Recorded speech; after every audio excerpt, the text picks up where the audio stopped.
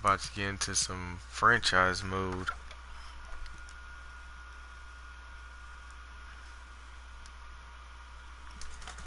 With my crazy Eagle squad, 99 overall.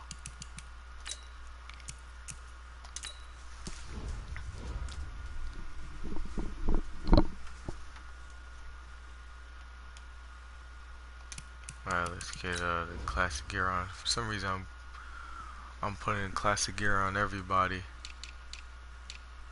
On all the teams I'm facing. I don't know, just look like a historic matchup or something.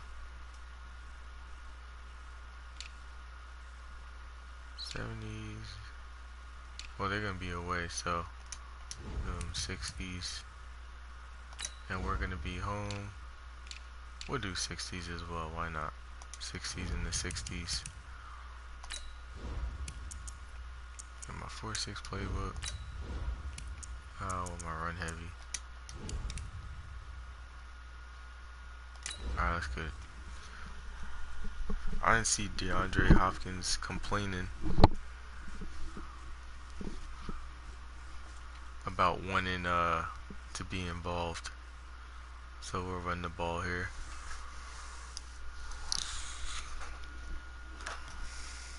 ET3. Oh, facing Eddie Jackson, Kyle Fuller, that's right.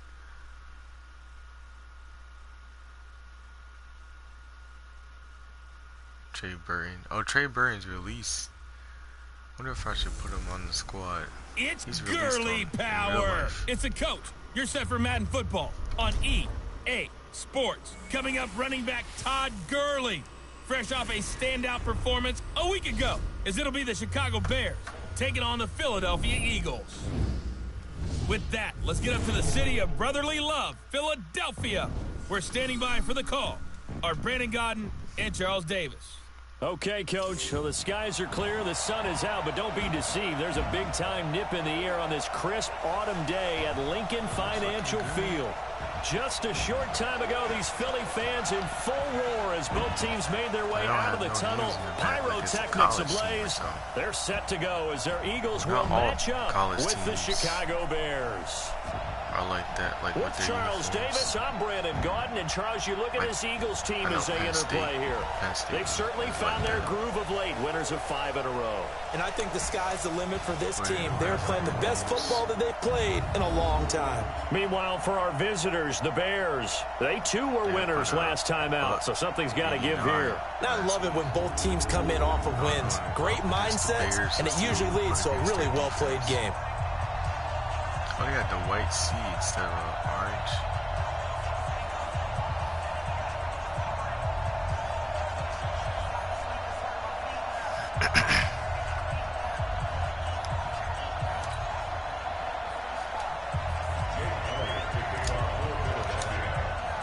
The first 2 months of the regular season down. What will the final 2 bring us as we're off in Week 9? This is fielded at the goal line. And he'll take this across the 25, couple extra yards up to the 27-yard line. Probably going to get a boost against outside zone runs.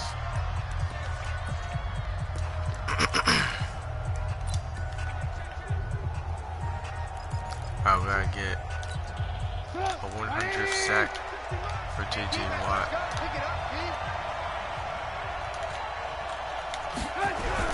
Looking to throw Trubisky on first down. Nowhere to escape, and he goes down. It's a loss of 4 on that first play, and it's second down. But we knew coming in it was going to be a long afternoon if they weren't able to hold up against this pass rush, huh? What we didn't know was that protection was going to spring a leak on the first play from scrimmage. Got after him right out of the gate. Give him 9 there. They still need 6 more now on third down.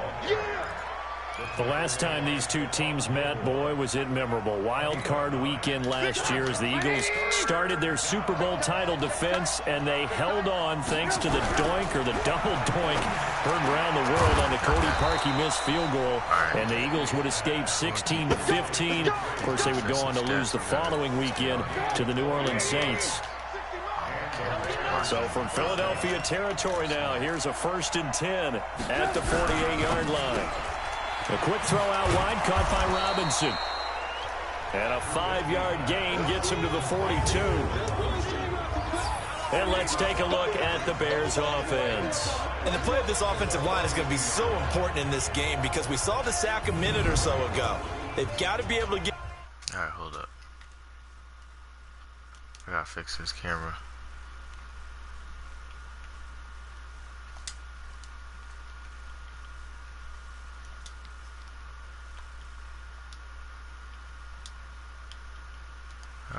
Put it at the upper right.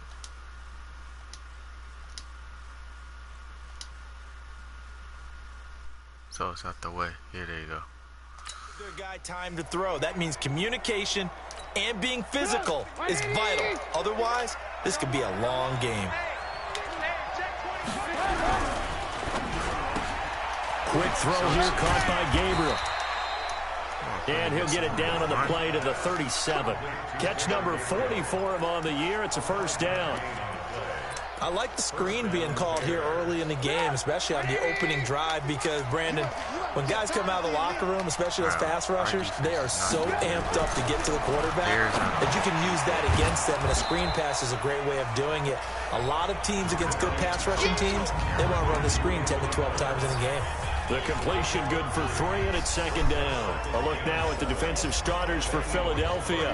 They were terrific last week against Buffalo in that victory. Yeah, they pitched a shutout in that game, didn't they? And those don't come around all that often in the NFL. The ability to keep someone out of the end zone and also from kicking one through the post. Well done. That 1st down completion only netted him 3. 2nd and 7. Throwing here, Trubisky. Nowhere to escape, and he goes down. Fletcher Cox in there for the sack, and he's closing in on the all-time record. That's number 19 on the year. Charles, a little bit of feast or famine on this drive. They moved the ball okay, but they've been sacked twice now. And they've got to figure out how to plug that leak a little bit, right? Keep them away from the quarterback because when he's not being hit, as you mentioned, they're moving the ball well. After that sack we just saw, Trubisky and the Bears deal with a 3rd and long. Now Trubisky to throw. Under pressure again, and down he goes again. Khalil Mack in there to get him, and that is sack number 6 now for him on the year. That's 3 sacks now, and that's not much of a surprise to me, nor should it be to you. This team, they lead the league in sacks. Yeah, they do. This is something that we are starting to witness time and time again. There's 4 sacks or more. That's cool, man. We're gonna meet that goal. So on 4th down, on is the punter, Pat O'Donnell, to kick it away. Back deep is Darren Sproles. And he'll keep this one away from Sproles as this is angled toward the sideline. So here come the Eagles under 4th-year head coach Doug Peterson.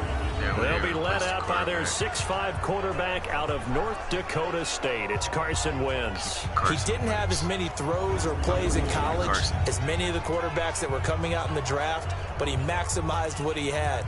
Ended up winning 2 national championships as a starting quarterback at North Dakota State. What they won now? 25th catch. I will get you that, Julio. Let me just get... Wentz and the Eagles now with a 1st and 10 at their own 22. Now the 3rd leading rusher in the NFL last year, Todd Gurley. He's tackled a yard short of the marker. Good gain of 9 on 1st down. Pretty much unreal, not just in terms of yardage, Charles, but also throwing the 3 touchdowns as well. When you put the whole package together, I can make you a pretty good guarantee right now. He's going to see a few more people in the box every time he lines up. Yeah, I don't think that the defense has any choice. They've got to stop him. Can't let a repeat performance like that. Agreed. 2nd and 1 and people want to run the football. This is where every back in the league is supposed to do exactly what we just saw there. Pick up the 1st down. So they'll come up 1st and 10 now from the 33. Now a carry for Sanders. And they're going to stop him right at the line of scrimmage. Just no cutback lane to be found whatsoever. 2nd and 10.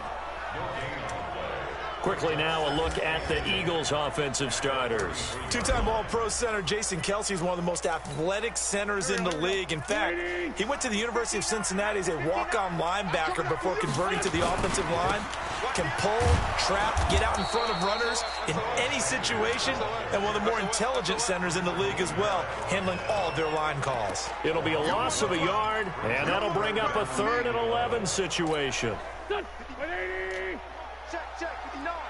Is that how we're going to play? And they responded to the challenge. That sends them 2 yards in the wrong direction and leads to 2nd down. So the opening play of the drive goes backwards. Now they'll come up on 2nd and 12. Draw play here. Trubisky gives to Cohen. And he's able to get more than half of what they needed. That brings up a 3rd and 5. Now this will probably be the last play of the quarter. We're scoreless after 1. The Bears with the football. We get set to begin quarter number 2. They've got a 3rd down and 5 to start things out.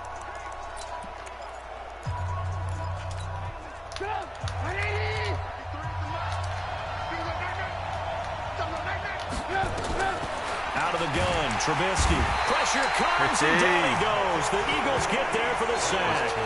Quick. And they're picking up right where they left off with the shutout that they pitched last week. A huge part of that, this pass rush. They know how to get after people. Offensively, good luck finding some answers right now.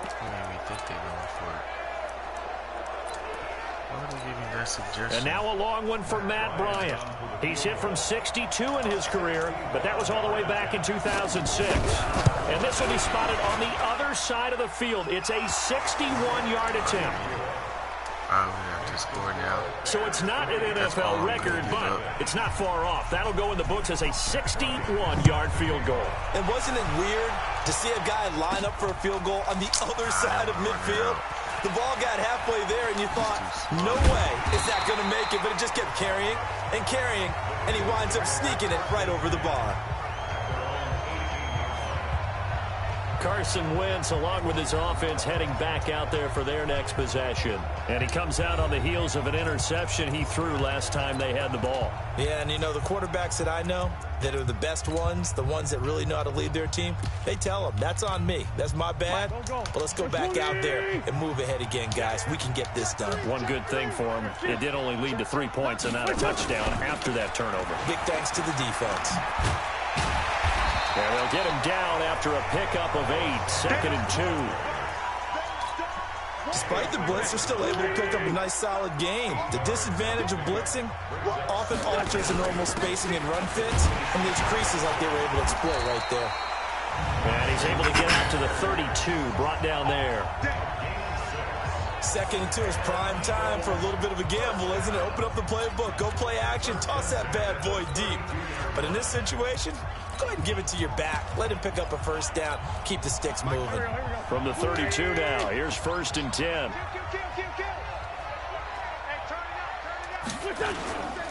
Now Gurley. And he'll be taken down right around the 34.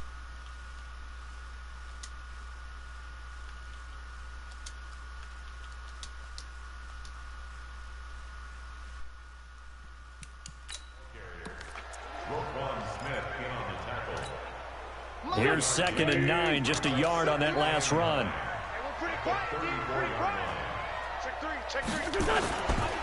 Here's Gurley.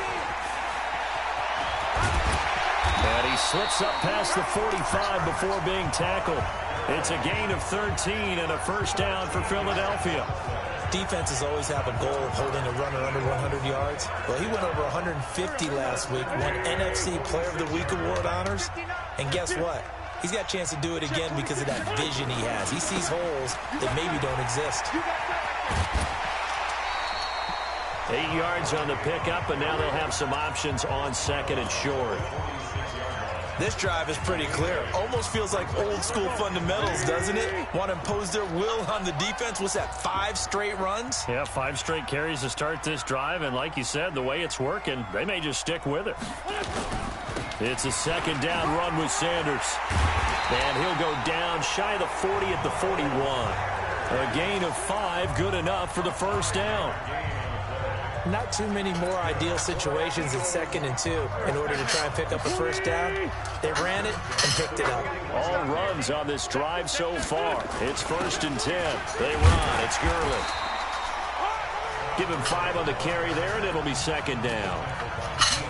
I call that play a success. A nice inside run sets up a very manageable 2nd down. A very solid gain on that play.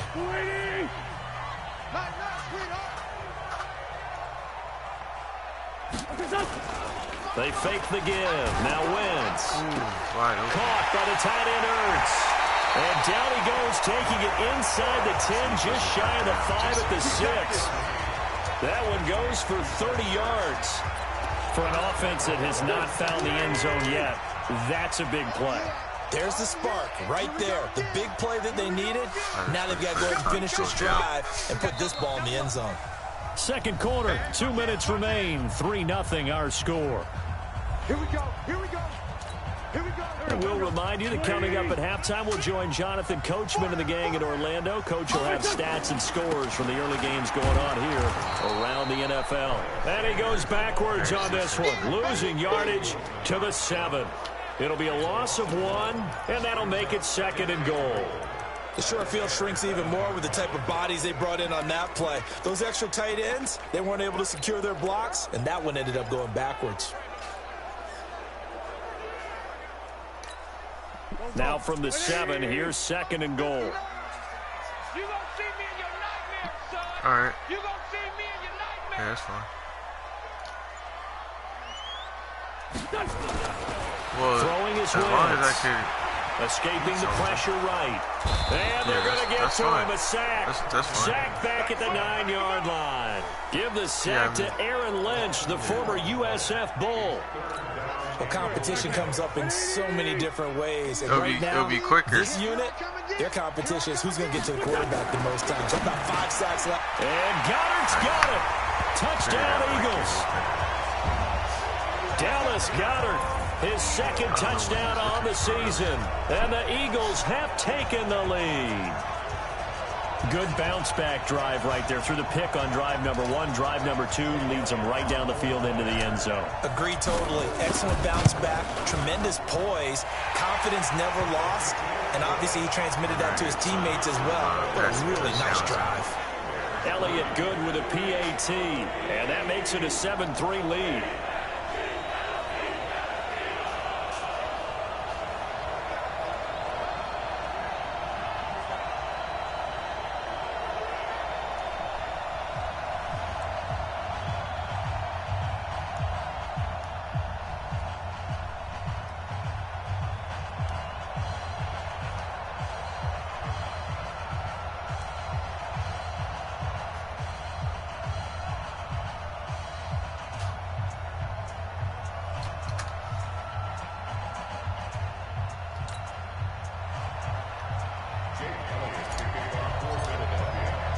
Now after the touchdown, here's Elliott on to kick it away.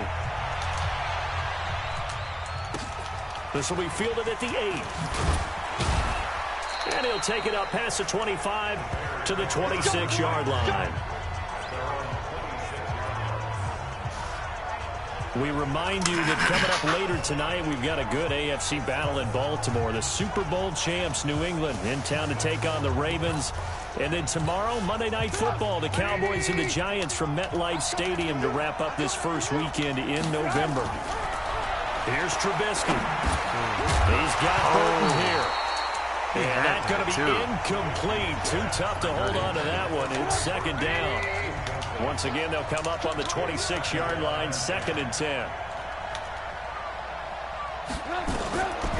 Now Trubisky. The screen pass here to Cohen. I got you, boy. Now the Bears going to call the first of their timeouts, as they'll stop it with 40 seconds remaining in this first half. Now they'll try to convert on 3rd and 6 after the 4-yard completion. From the gun, it's Trubisky. This one into the hands of Burton. And they get him down, but not before he takes it across the 40-yard line. Now the Bears going to use the 2nd of their timeouts as the clock will stop with 33 seconds to go in the first half. On 1st and 10, it's Trubisky. And this will be incomplete. Physical play on the football there, and it's 2nd down. So now 2nd and 10 after the incompletion on 1st down. Play action. It's Trubisky.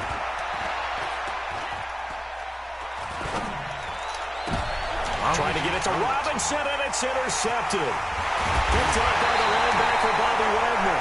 And his guys have got it back at the closing stages of the first half. That late in the clock, 2nd quarter, why not just run it a time or two and get it into the locker room? What you're saying makes absolutely perfect sense. Run it and get out of there. But I'm just wondering if the pressure of today's NFL and the high-powered offenses that you're facing may have forced them into saying, let's try and get some more points. Already at the line, this Philly offense set to go. And it's only November, but the playoffs, we know how it works. They'll be here before you know it. If it ended today, they would be... He's going to go down. They sack him back at the 42. The Eagles going to take the first of their timeouts as they'll stop it with 13 seconds to play in half number 1. Work to be done here on 2nd and 16 after the sack. Now a play fake.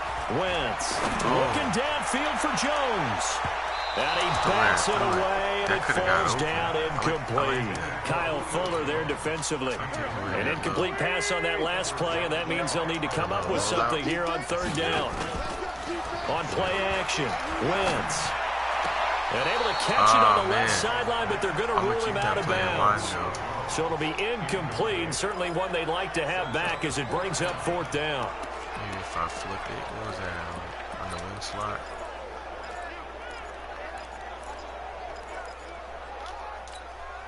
And likely time for one final play here in the half, so they will.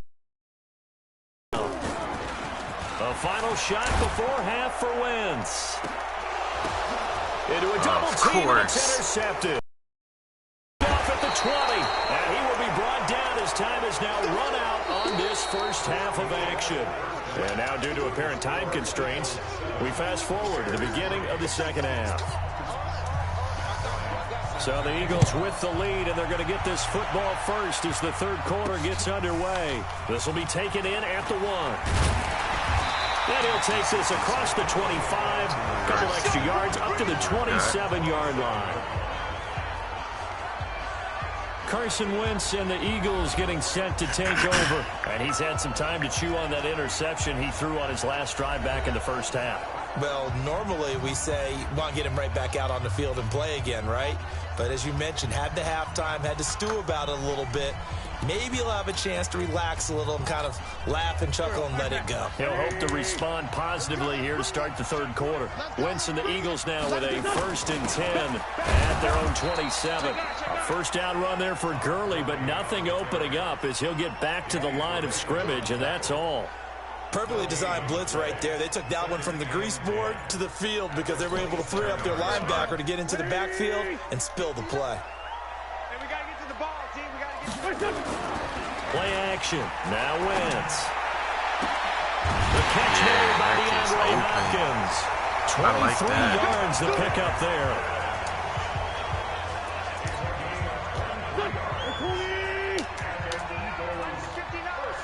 Push him back. Push him back. On play action, it's Wentz. Got his man, that's the Pro Bowler Julio Jones. And he's got this down to the 35. It's a gain of 16 and an Eagle first down. I think it all came together there. In-breaking route, drove it with excellent pace. Money throw right there to move the sticks.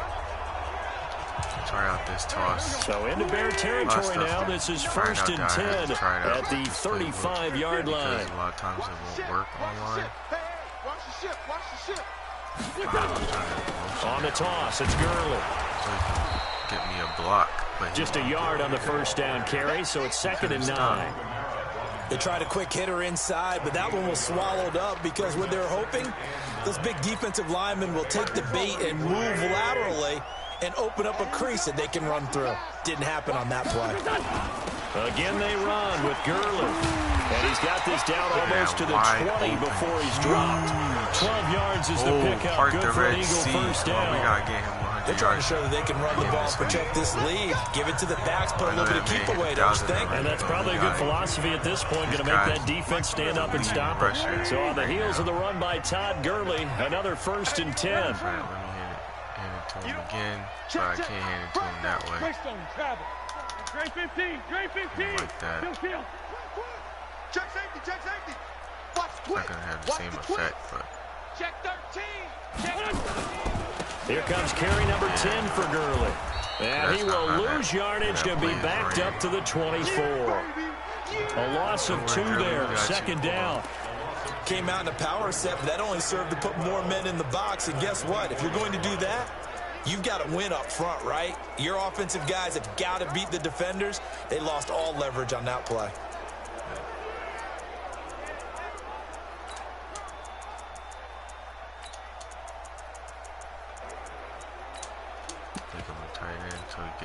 A rare misstep on that last play because the drive has been strong, but now it's 2nd and 12. They'll try a handoff right with Gurley. Of course he gets the shed. Maybe a yard down to the 23. That's why we put Lane Johnson on that side. 7th play of this drive coming up, but a long way to go on 3rd down. Well, so many times we look at a short run and we praise the offense for trying to set the tempo and establish things, but the defensive guys, hey, they just won the battle there. It wasn't a big run given up. They don't always have to absorb the body blows. Sometimes they dish them out themselves. Looks to me like maybe there's a little attrition setting in with this drive, because when you see that type of a run, I get the feeling the defense getting a little bit tired. And that's the last thing they need, especially when they look up at the scoreboard. This slash right here usually. And no field goal try here from the red zone. Offense out there. They'll go for it on 4th. Here we go. It's Gurley. But he gets the 1st down yardage he needs before he's brought down at the 6. It's 1st and goal after they rip off a solid chunk of yardage in the ground game on a risky 4th down call. Let's go, defense. Let's get out the field, defense.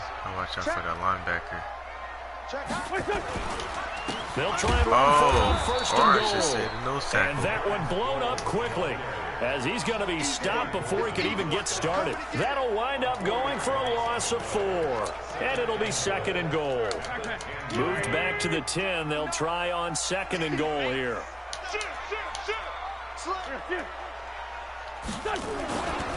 Wentz on the give to Sanders. And they go the wrong way on this one. Losing yardage back at the 12. It's a loss of 2, now 3rd down. I like the strategy. Extra tight ends, extra beef. They want to run the football, but that means they probably want to run it inside. If you get strung out on the perimeter, you're in peril. Yeah, we saw the result, negative yardage. Wentz on 3rd and goal. He drops it. Incomplete. I don't know why I did X. I'm going to do R1. He was wide open. A drive that spans all that time, and yet you may only come away with 3 points here. Well, your defense, all right, they actually like these long drives. They get to rest over on the sidelines for a while. But when you're not finishing with points in terms of touchdowns, that's frustrating. They've got to figure out how to close out these long drives and get 6s instead of 3s. Oh, there we go. Oh, you got to be kidding me. And then they get that. By the all-pro safety, Eddie Jackson. And he'll be stopped shy of the 15 at the 14-yard line on the return. The Bears offense led by Mitch Trubisky heading back out there. It's all good. First possession of the 3rd quarter, an interception, so maybe a second-half tone setter. Indeed, and not the tone they wanted to set. That's the equivalent of running out the wrong door and running into your pool instead of running out onto the field. A real dud for that one. Has that happened before? No, but there's stories about teams actually doing that back in the good old days.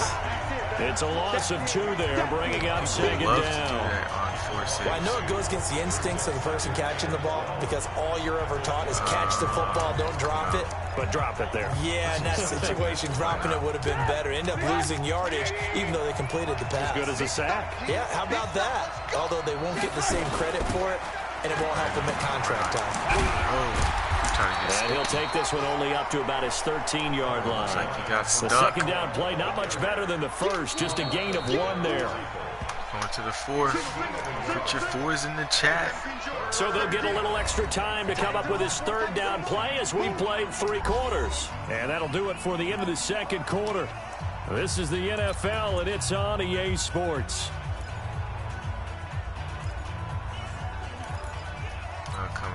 The Bears on third down. They've hit 2 for 4 thus far. This is 3rd and 11. Trubisky will throw. He wants a screen pass. That's complete.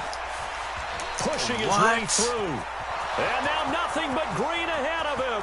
30. Wow. 20. Touchdown, this Chicago. Guy broke like 3 tackles. Tariq Cohen, 87 yards. And the Bears have retaken the lead. Well, he's used to running it that distance. Here he had to catch it, too, before making the run. Heck of a play for the score. There's not many things better for an offense than a back who's a complete guy who can run it and catch it. And we just saw him complete a big-time play for a touchdown. Bryant's extra point up and good. And the lead is now 10-7. Yeah, after the touchdown, here's Bryant now to kick it away. And a fair catch signaled for and taken successfully. There goes our stats. And out now come the Eagles. And 3 interceptions in this game. I would have to think, I wasn't a quarterback, but number 4 is kind of like, oh man, I can't throw 4. No, what's interesting is, what do the coaches decide to do now? Having thrown 3, do you alter your offensive strategy? Do you take the ball out of his hands and maybe turn to the running game? Or do you have that supreme confidence that he's going to turn things around? We'll see what they do. Some good games going on in the early window. This might be the best of the bunch. It looks like Malo. Yeah, Isaac Malo got injured. Gonna be a little weak on that side now. Gurley again here on first down. It's a 7-yard carry to set them up with a 2nd and 3. And they're going to speed things up here. Back to the workhorse today. It's Gurley. Give him a yard on the run there, and that's going to set up a 3rd down and 2. That didn't appear to be a run blitz. He just darted in once he saw the run develop. That appeared to be a case of see ball, but he's healthy still, so the Eagles on 3rd down. Just 1 for 5 to this point. Here it's 3rd and 2. They'll try and pick up the first with Gurley. I don't think Gurley got there. Looks like the defense held him back. That'll make it 4th down after a loss of 1. He's Part of the thinking when you bring in extra tight ends, you're hoping that each of your guys gets those one-on-one blocks and creates a crease for your runner. You know what the converse is, though? You've got to win those one-on-one blocks, and when you don't, that's the result you end up with. 1 score down, here we go. They're going to go for it here on 4th down. The Eagles indeed snap it. Wins. And he connects with Ertz. And taking it across midfield and inside the 45. Philadelphia picking up the first on a gain of 15. Wentz now 5 straight completions here in this second half. 1st and 10. Gurley. And he'll lose yardage on the play back at the 45-yard line. That's going to wind up a loss of a full 3 yards on 1st down. After seeing that, maybe time to go back to some downfield throws here. Yeah, anything. Change it up, because the teams that win, the best teams, they're the ones that make adjustments. Doesn't mean you can't come back to what you thought you could get done. Sometimes when you open things up a little bit, you can get back to what you wanted to do before. Off the play fake, he'll look to throw. And a catch made by Hopkins. I'm loving 27 yards there, 1st down. Working the sideline there, good route, good catch, 1st down, and he gets out of bounds. They have to like the play call, because you have to run some guys down the middle of the field to draw some of the defenders away. They can't just let them guard the sideline exclusively. That's how it's going to work. Sidelines and then completions to use the clock. And he'll be stopped after a gain of only a couple down the 15-yard line. It's kind of similar, but it gets a little more range than the PA stretch, FL stretch from the wing. Here comes a 20th carry for Gurley. And here he'll he'll get it down to the 7. That leads us to a 1st and goal. It's a pickup of 8. Well, partner, I know this type of running back. I mean, this size, this intensity usually gets better as the game goes on. I can just tell you from experience, the first few quarters, oh, you're eager. You come running up there, I'm going to tackle this guy. By the 4th quarter, you're coming up and thinking about it. And D-line wearing down 4th quarter. Yeah, that's not a guy they want to see consistently. Why is Sproles in there? And he'll be stopped just outside the 5 at the 6. Only a yard that time, 2nd and goal. They don't need to run another play here before the 2-minute warning. Let's see if they do it anyway. On 2nd down, it's Sanders. He gets him a little bit closer. He takes it from the 6 inside the 5 to the 4. I want to let the clock run down. I don't know who told them. 3 points separating these two sides with 2 minutes left to go in the 4th. Who told them? We have to discuss this with the staff. I'm the coach. I'm gonna try this. So it's Eagle football here as we get you reset. They face a critical 3rd and goal now in a 1-score game. Oh no! And he can't get a throw off. He's taken down. That what was a huge it. play at this point in the game. Circle was Partner, wide you open. absolutely cannot take a sack in that situation. Now, it's also 4th down. Oh, that was it. And his kick is no good. Oh, by the slimmest of margins, he missed it wide to the left. A 4th quarter miss like that, there is no lonelier feeling than that kicker right now. As we all know, a lot of these games, they come down to special teams. And when that chance comes, you have to perform in order to help your team get over the top. Could have tied it. Instead, they remain down 3.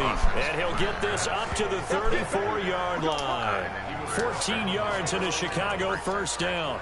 But they picked up a little bit of yardage there, and now, in this situation, should be in no hurry to run a play really fast. Let the clock wind down.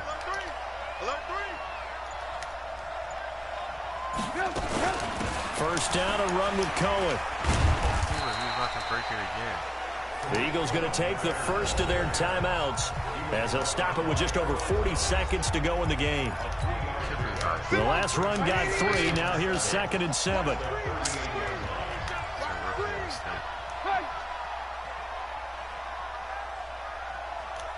We know you were running this side. Again, it's Cohen. It's a 5-yard gain, but they'll still be a yard short here with 3rd down now looming. Charles, why didn't they just take the knee there? You're asking the question that I'm asking as well, because we've seen a lot of football where coaches decide maybe they get a little greedy. I don't know if they're doing it for stats or for what reason. We've seen it happen in college and happen in the NFL. The miracle of the Meadowlands. All they had to do was take a knee and the game was over. The Giants ran it one more time. Ball popped free.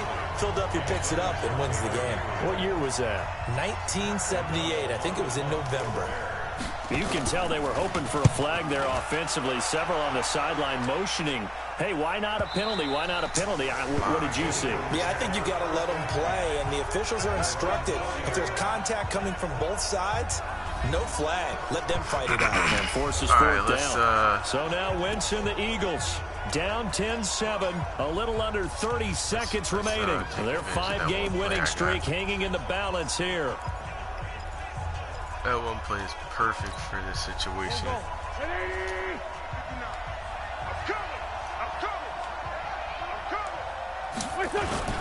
To throw is Wentz. He finds Hopkins complete.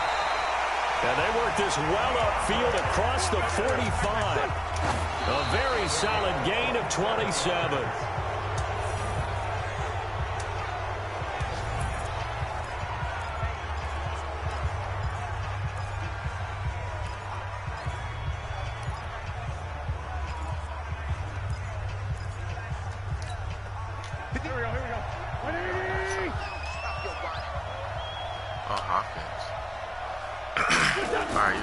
Back to throw. Wentz. Oh, no.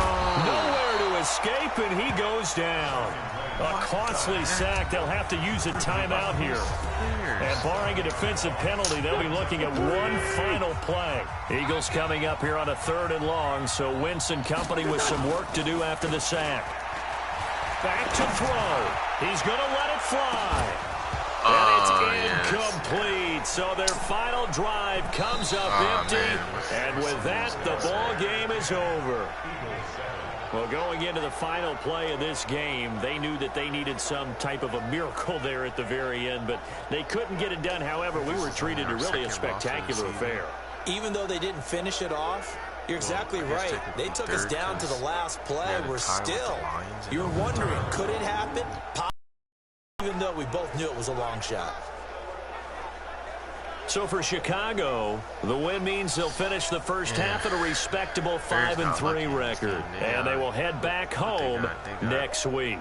Meanwhile, for Philadelphia, they fall to defeat for the 2nd time this season. And they're going to get an extra week to stew over this, as they're not back in action until week 11.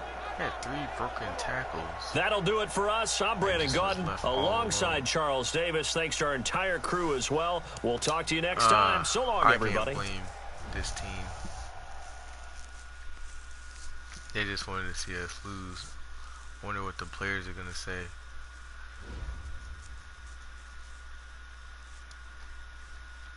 Tough loss, tough loss. We still going to make it. Oh, Zach Ertz got an upgrade. We still gonna make it to the playoffs though. 94 overall. Pass block. +1 run block. I wonder if I should get another tight end. Should I get another tight end?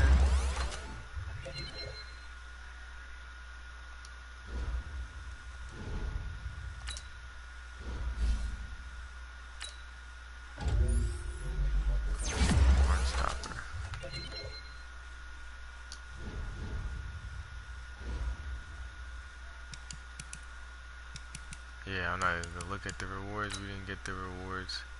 Oh, we got a bye week this week. Alright, what's up with Jason Peters? Hey coach, we got any plans for the bye week?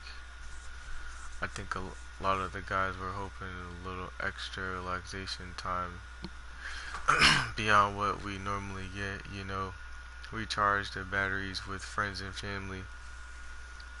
You cool with that, or you want to use the time off week to prepare for the next game?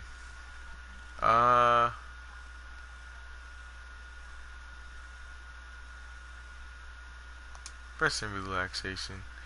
Nah, you guys need a little extra time, some rest and heal up. Yeah, I think we need a little bit of time to clear our heads, especially after the loss week. Yeah, that's what I figured.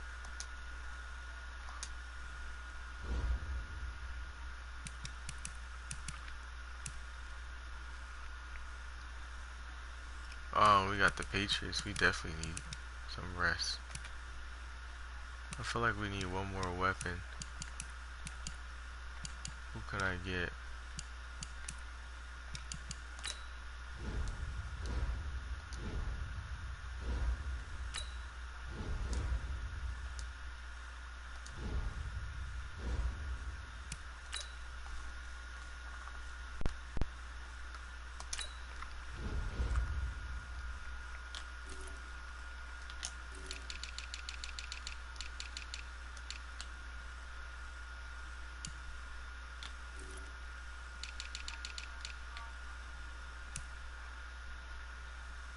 Travis Kelce. Zach Ertz is right under him too. Delaney Walker.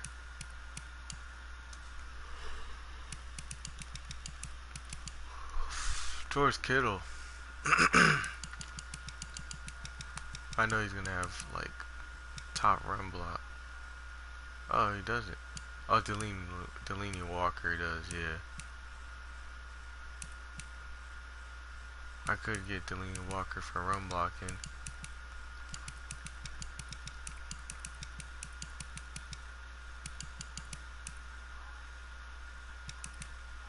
George Kittle has 88 speed. Dang.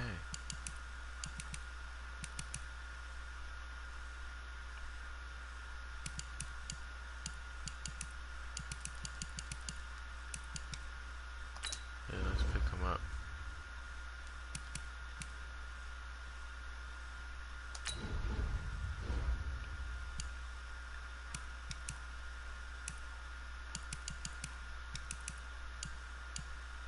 Oh, should we make him fullback?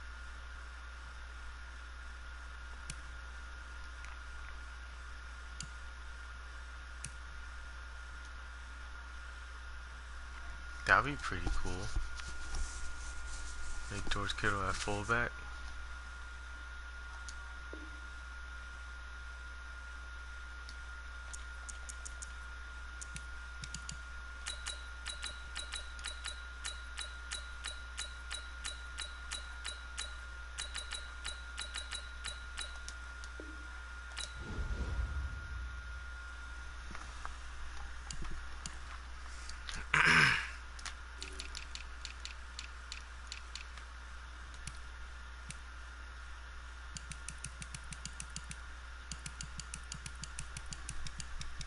Should be way at the bottom. There you go.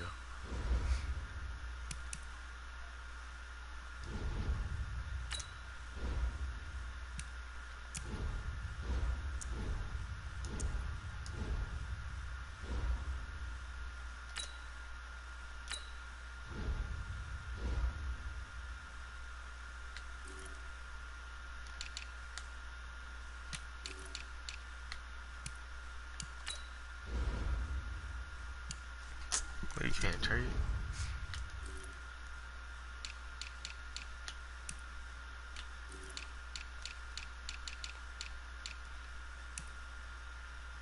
Oh, did we miss the trade deadline?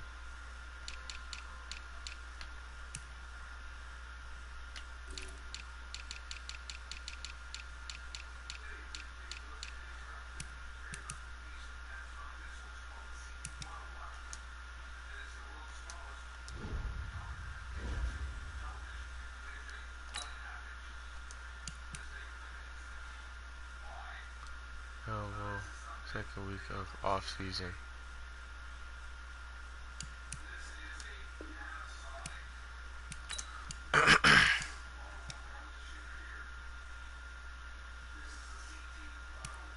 Oh, let's advance the week.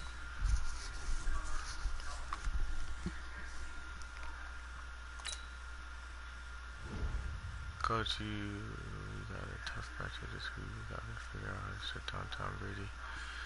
If we just sit back and cover, she's gonna shut. Yeah, he said the same thing.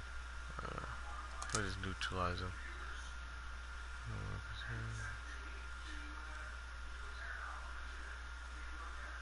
Yeah, he said the same thing against Aaron Rodgers.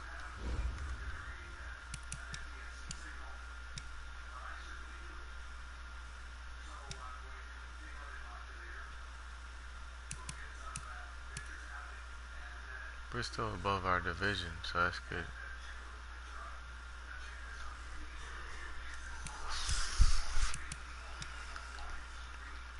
What? Let me see what the news said. Epic Showdown.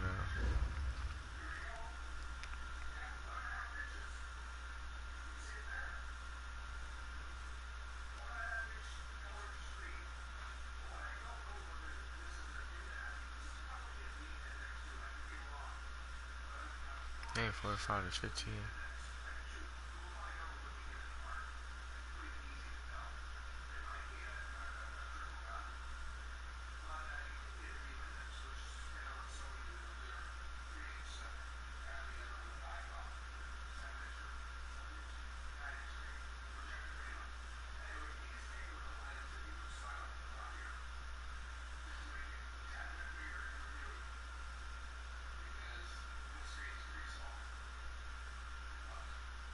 Nobody said something.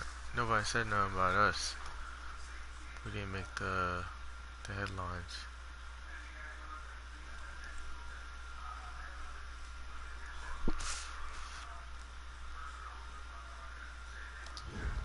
Yeah, we didn't make the headlines. Alright, so I guess that's I don't know if that's a good thing or a bad thing.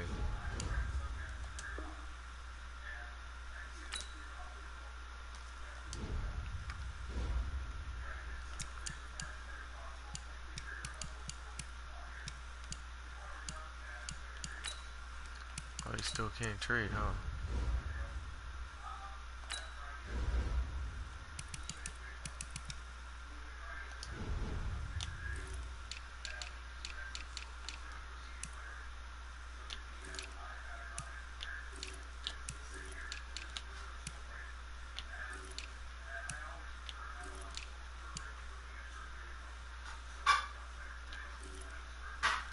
They went back to being a tight end.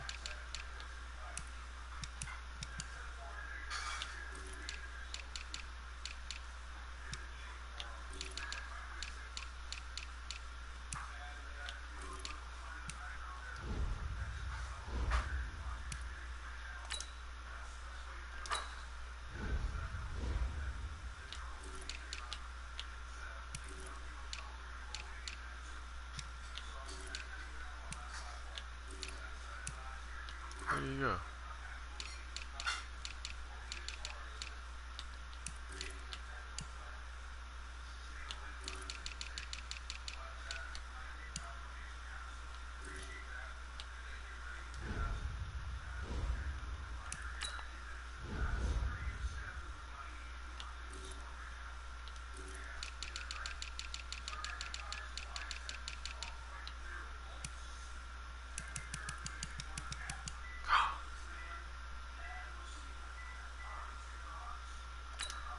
He became a free agent?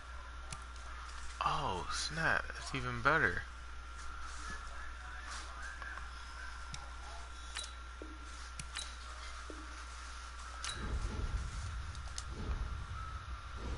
They didn't want him?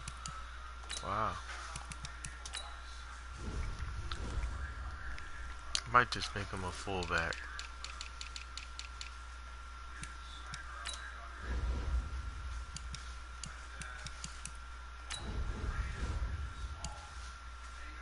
Oh, he's still number 85.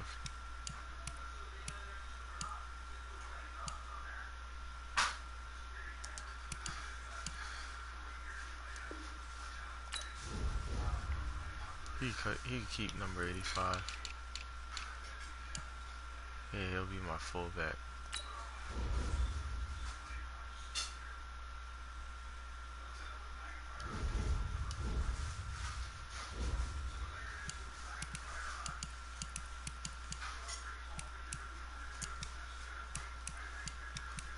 I'm gonna play against the Pats.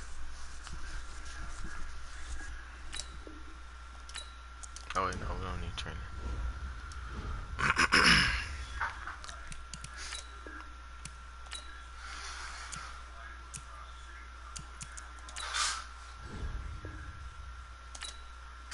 Ah.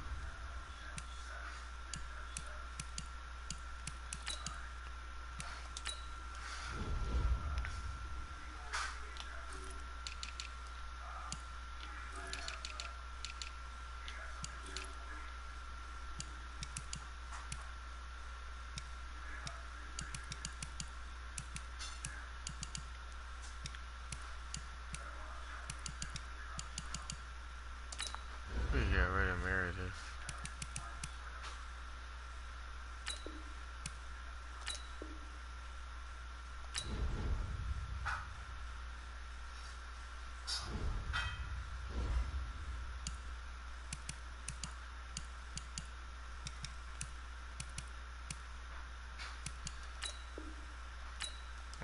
I keep going to training.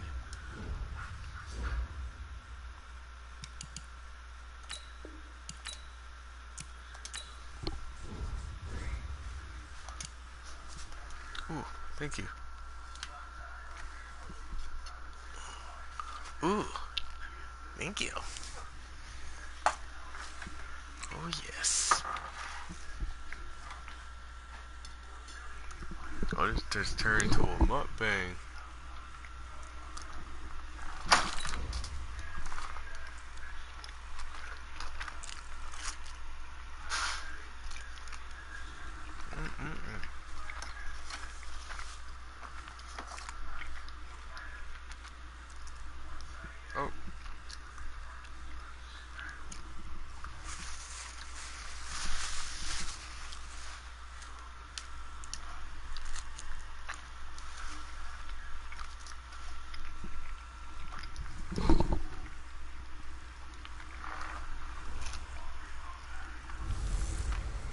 No Nick Foles, but a Super Bowl rematch regardless. It's the coach. This is the NFL 100 Game of the Week on EA Sports. Straight ahead, a rematch from that memorable Super Bowl 52 that brought us the Philly Special and brought these fans their first title ever, as we'll see the New England Patriots take on the Philadelphia Eagles. Oh, this place will be electric this afternoon. And for the call, here are Brandon Gaudin and Charles Davis. Coach, we're just a stone's throw from the Delaware River. We've got some water to contend with ourselves. A steady rain falling at Lincoln Financial Field. The scene in South Philly a few moments ago. Boy, the city of brotherly love is fired up. They're saying, fly, Eagles, fly, as they get ready to match up with Tom Brady and the New England Patriots. Seated next to Charles Davis, I'm Brandon Gaudin. And Charles, this one featuring a couple of playoff teams from a season ago, back at it again in 2019. And we both felt the confidence from both of these teams, right? They feel like they will be back in the playoffs again, but they shouldn't be overconfident. 7 teams last year made the playoffs that didn't make it the previous year, so you're not assured of going back year after year.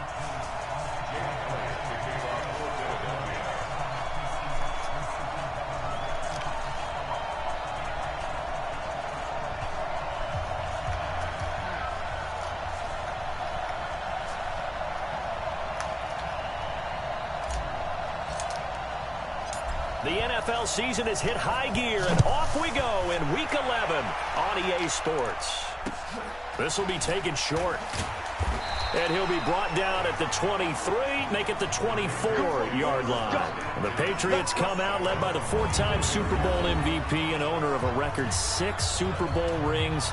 Arguably the greatest to ever play the game, Tom Brady. And we keep asking the same questions every year. How much longer can he keep doing this? Is this the year the dynasty crumbles?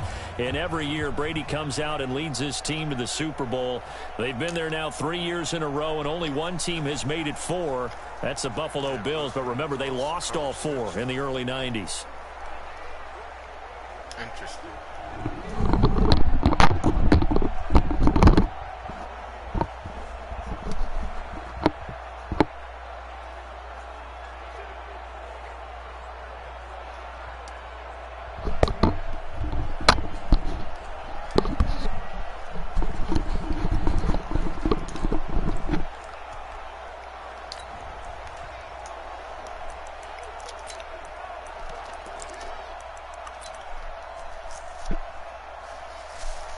I didn't come out of my defense either. Hey, set, 380, 60 miles. Rebound. 380, hey. Shadow. Brady now on first down. And it's hauled in by Ben Watson. 16 yards on the game's first play and a quick first down. Second tour of duty for Watson with the Patriots. Remember, New England drafted him way back in 2004 out of Northwestern. He retired in the offseason after finishing the campaign with New Orleans, but decided to come back for one more go-around with the Patriots, and they might need him, especially with Rob Gronkowski no longer in uniform. It's a 6-yard pickup, and it gets him to 2nd and 4. A quick burst there, and he nicely bit off a pretty decent gain.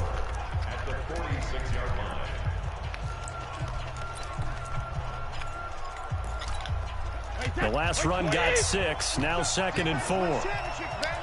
He's crashing. He's checking crash. Hey, go 66. On second down, they'll run with White. They'll get 3 up to midfield. Now let's give you a look here at the New England offense. It's hard to know who exactly to feature when you do a Patriots game, but in this case, we're going with James White, the running back out of Wisconsin. Highest receiving and rushing totals in 2018, just under 1,200 yards. Remember a few seasons ago against Atlanta in the Super Bowl? He had an MVP-esque performance.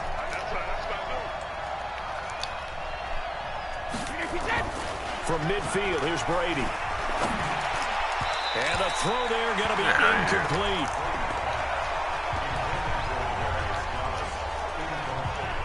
Even the greats in this game, and he certainly qualifies as one of them, They're going to have trouble if they continue to throw into double coverage. He better be careful. Throwing into too much double coverage might have a couple of them picked off.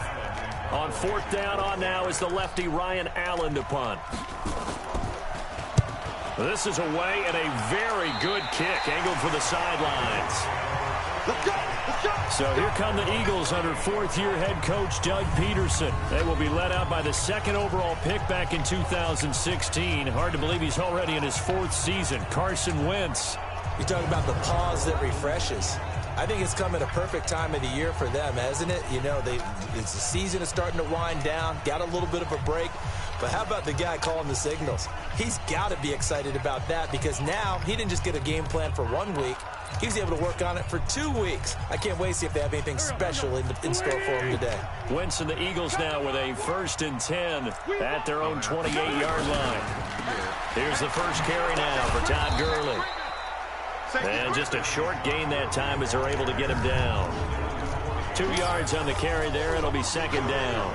Here's the offense, and sometimes you got to show love to the big guys. That you do. And we're talking about Jason Kelce now, not Travis, his brother, who plays tight end. Jason lines up at center, a threat to go to the Pro Bowl each and every year. George Kittle. The last run good for 2. Here's 2nd and 8.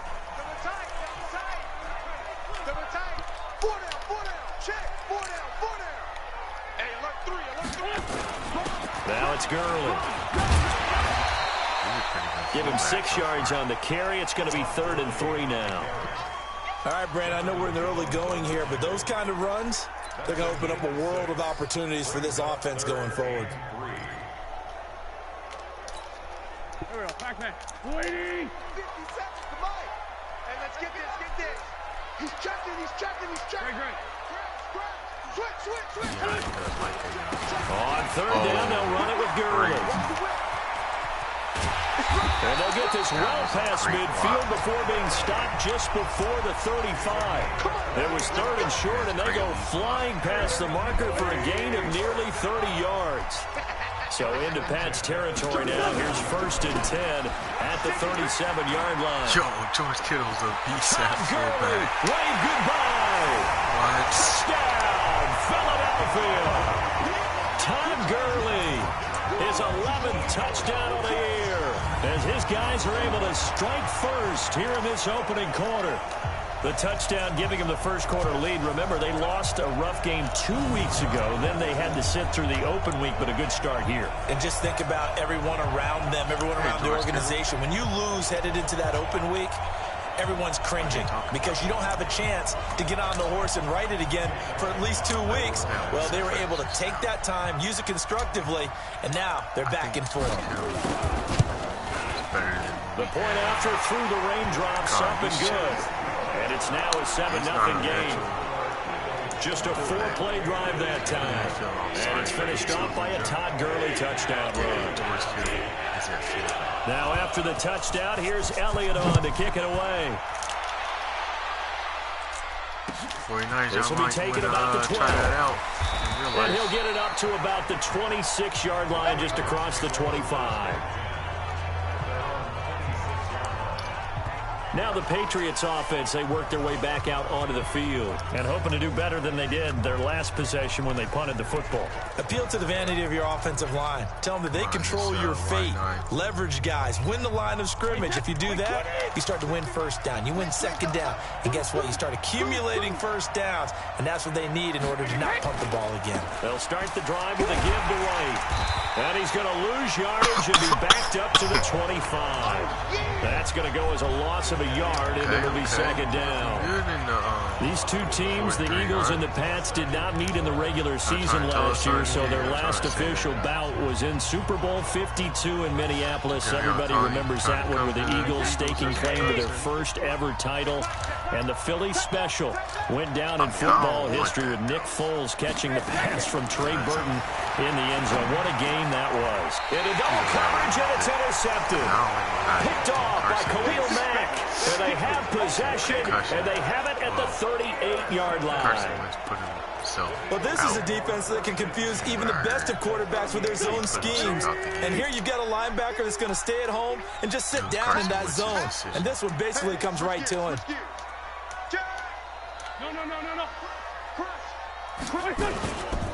On first down, it's Gurley. And he's going to get this inside the 30. 10 yards there and an Eagle first down. One thing's for sure, this defense has to figure out how to stop the ground game. He's eating him up here in the first quarter. It looks like they have to go to different forces, aren't they? The conventional things aren't working too well. So I remember a coach of mine saying way back when a back's having a great game, you've got to get the ball out of his hands. See how far he can run without the ball. And what he meant was takeaways, not get loose, because maybe you can't just stop him with just regular tackling. And he's going to get a solid gain of 9 before being brought down. Second and right at a yard. Getting the sense, Charles, are going to put a big emphasis this afternoon on the run game. And why not? What we're seeing so far, working pretty well from them. And here's the best part. We always talk about the best performers do their job when the lights come on. I think he likes natural light best. All right, quick observation, Brandon, because early on in this game, I'm seeing linebackers point their noses close to the line of scrimmage. And my guess is the wheels are turning on that other sideline. As a play caller, you're filing that away right now, aren't you? Yeah, you're trying to find that opportunity later on when you can play action them or stick something to them between the second and the third level. And he gets the first down yardage before he's brought down just outside the 10 at the 11. Well, they're making a real first-quarter statement with a run game, no doubt. For those who remember old-school football, running it, establishing things, seeing backs find holes, get through them, they've got to like what they're seeing from this unit so far. Right now, they've decided to, as you've said, establish the run game, and they've been successful doing it. Anytime you call an inside running play, you just know there should be a lot of congestion there. You're counting on your offensive line to take control of the line of scrimmage. That didn't happen in this case, and that play got bottled up. Mike, number 53. Mike, 53. Now on second down, this is Gurley. And here is 7. 5 yards on the carry there, and it leaves him with third and about 6 yards to go.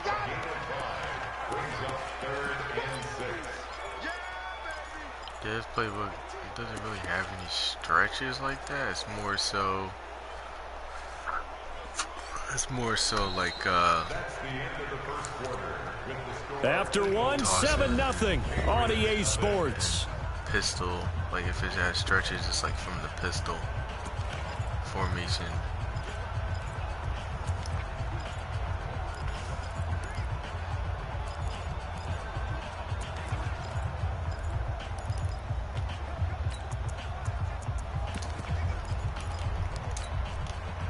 An extra corner comes on now for the Patriots D on third down. From the pistol, it's Gurley. Oh, look at that block. Take You it see how he into the just end zone for chopped an that Eagles dude touchdown. down. He didn't Todd Gurley, just make sure he had his a block second on him. touchdown of the game, giving him 12 on the season. And the Eagles able to push further out in front. You're not getting up until always a good first half when you can hit pay dirt twice. Makes a touchdown. And it never hurts to have that good feeling as the game moves on. Just think about halftime. If that's all he gets, he'll just sit there at the half and think, all right, 2 already. I can get some more. I can get some more. And he'll be encouraging his offensive line to create some space. Elliott now to add the extra point. And it's good to make it 14-0. Against the Bears. So that winds up a 7-play drive all told. And last year's rushing and total touchdown leader Todd Gurley caps it with his first of the game here. 3 or 2 broken tackles. Now after the touchdown, here's Elliott on to kick it away. Otherwise, it would have just been a field goal. That's it. This is taken about 7 yards deep. And no run back here. This will be a touchback, and it comes out to the 25-yard line. Tom Brady and the Super Bowl champs ready for their next possession. So Brady and the Pats take over 1st and 10 at their 25-yard line. Trying to shake off the interception. He'll look to throw. And he will find his man for the first time, Demaryius Thomas. And he takes us beyond the 35 before going out of bounds. That goes as a gain of 11 and a Patriot first down. That's a catch of some significance. It's number 631 of his career, and why that's significant, it ties him with Hall of Famer Raymond Berry. He was one of the most precise route runners at any position during his time in his career. So I think that we're seeing something very similar here. He may not have known Raymond Berry, but he goes about his business the same way. Understands how defenses are going to play, understands where the leverage is, and goes away from it to the tune of 631 catches. And here's another tackle made at the line, so they're converging well on the football now. 2 runs for a net gain of nothing. Now here's 3rd and 10. From the gun, it's Brady. And he will have a man, Demaryius Thomas. And now the ball's out, fumble near midfield. And it's picked up by the Eagles. And his guys are going to take over at their own 48-yard line. All these years we've been watching the game, I start to get the sense that whenever it rains out, those guys who have to touch the ball and carry it, they're extremely resentful about that weather. Yeah, I'm just happy I'm not resentful that we have a roof over our heads. I know that much. Yeah, maybe we won't fumble our play sheets here as we just saw the fumble happen on the field. That time they're able to bottle him up, but he's having a really nice game. I agree with that. Let's just go big picture, right? Every back that's in the Hall of Fame had carries where they didn't gain the he was open. George Kittle was down open. He goes. All right. Well, maybe that can give him a little bit of a pick-me-up, a little bit of a jolt. One of the few things that's gone right defensively. Because other than that, it's really been a first half to forget.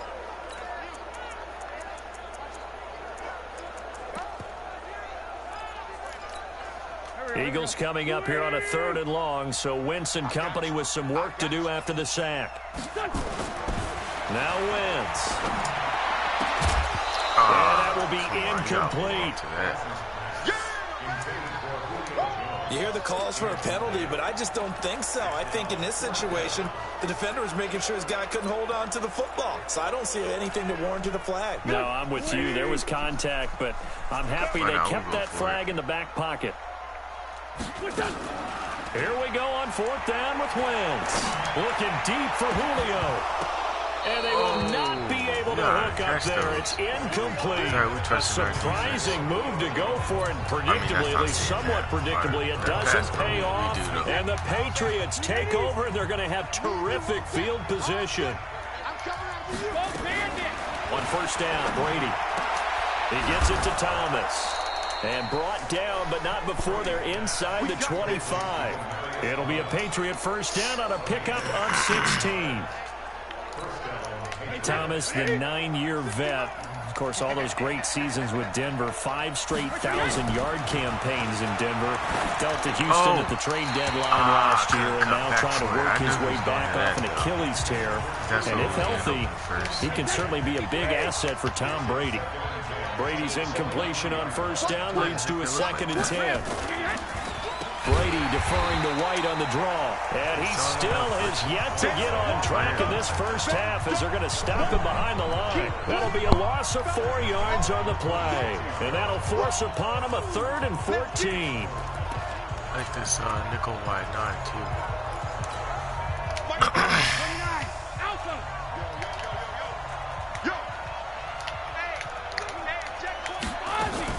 They go play action for White. Now it's Brady. Going to throw deep for the end zone. And this is caught. Touchdown, Patriots. N'Keal Harry with his first career NFL touchdown as they are now on the board here in the first half. And when the quarterback drops and has a guy that wide open in the end zone, his eyes have to get just as big as grapefruits. Oh, without a doubt. This is the easiest throw you're going to get, and you're going to get the benefit of a touchdown on top of it. Make that throw. So that drive, 4 plays, and it ends with a New England touchdown. Gostkowski now, after the touchdown, he'll send this one away. This will be fielded at the 8. And he's up across the 25 and down at the 28-yard line. Here we go. And our attention shifts to Todd Gurley. And he's found the end zone twice, and now I'm guessing he's thinking, hey, let's find it 3 times. And you got to figure from the defensive perspective, how has he gotten there twice? What are we going to do to keep him out for a 3rd time? How do we tighten things down? Because he and his offensive mates, they are really in sync right now.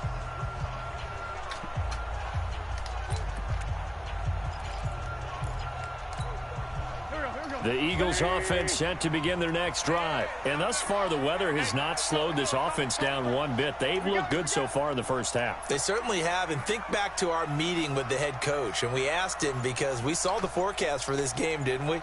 We said, hey, have you prepared for this? And he talked about the different drills that they've done in adverse conditions, the wet ball drills, things of that nature. He said, I don't think it's going to slow us down much. We tend to handle it pretty well, and he's been right. Jonathan Jones there to make the stop.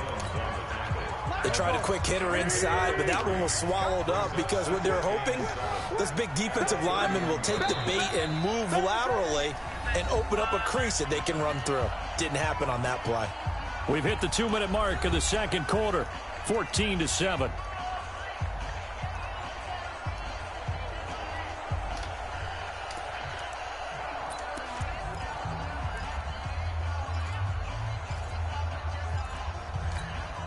And we remind you, coming up at the half, we'll join who, Charles? The coach. The coach, Jonathan Coachman, standing by in Orlando. He'll have stats and scores from games in progress, as well as scores from earlier today. The coach. We get slap happy up here sometimes. They try to throw on second down, but this one is incomplete.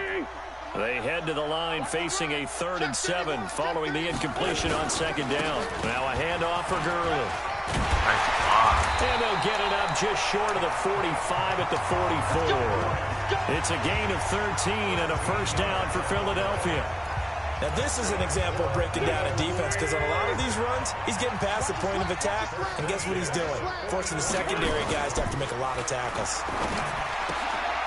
And complete to Zach Ertz. 14 yards there and an Eagle first down. A lot of tight ends just use their size and their strength, try to occupy some space and kind of body people away and catch the football. But not this guy. He's a refined route runner. Makes me wonder if he took some dance classes in his background with his footwork.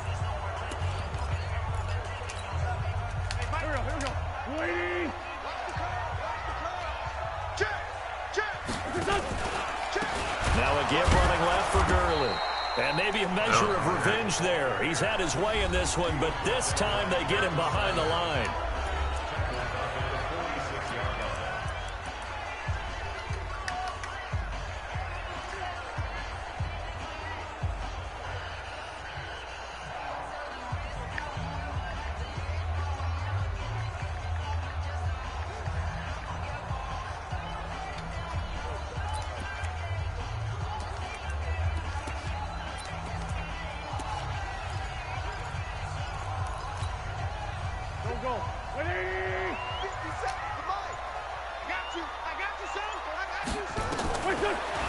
Throwing on 2nd and 14. Wentz. And that'll be incomplete. Took a pretty good shot as he tried to pull that one in. Couldn't hang on 3rd down. An incomplete pass on that last play, and that means they'll need to come up with something here on 3rd down. Throwing now is Wentz. They'll tussle for it, and this is going to be caught. Let's go, boys. Bring it up.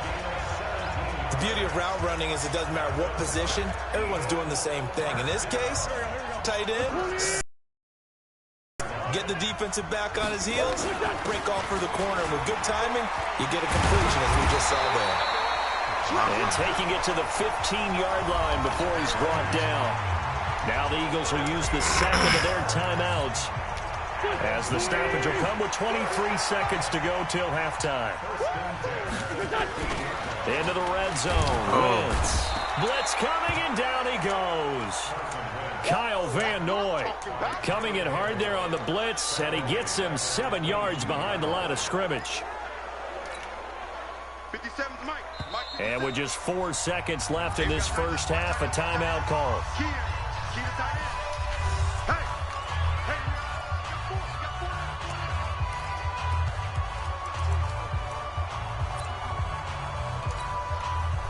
So with 4 seconds to go in the half, here's the field goal unit onto the field.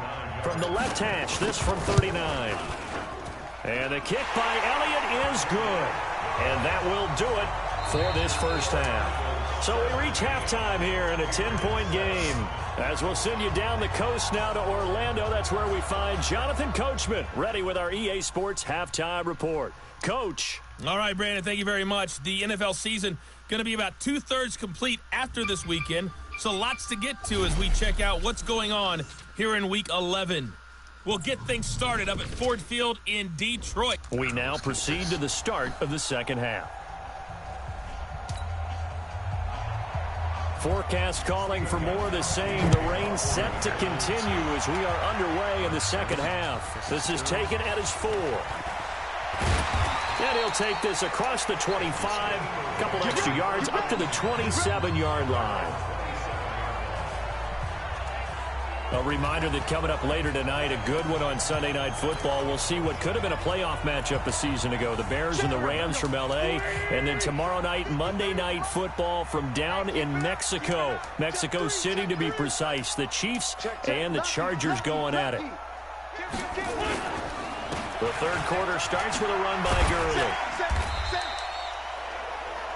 Devin McCourty brings him down. Third quarter and you've got the lead. You're not ready to go into that 4-minute offense to close the game out, but a running game can really benefit your team right now.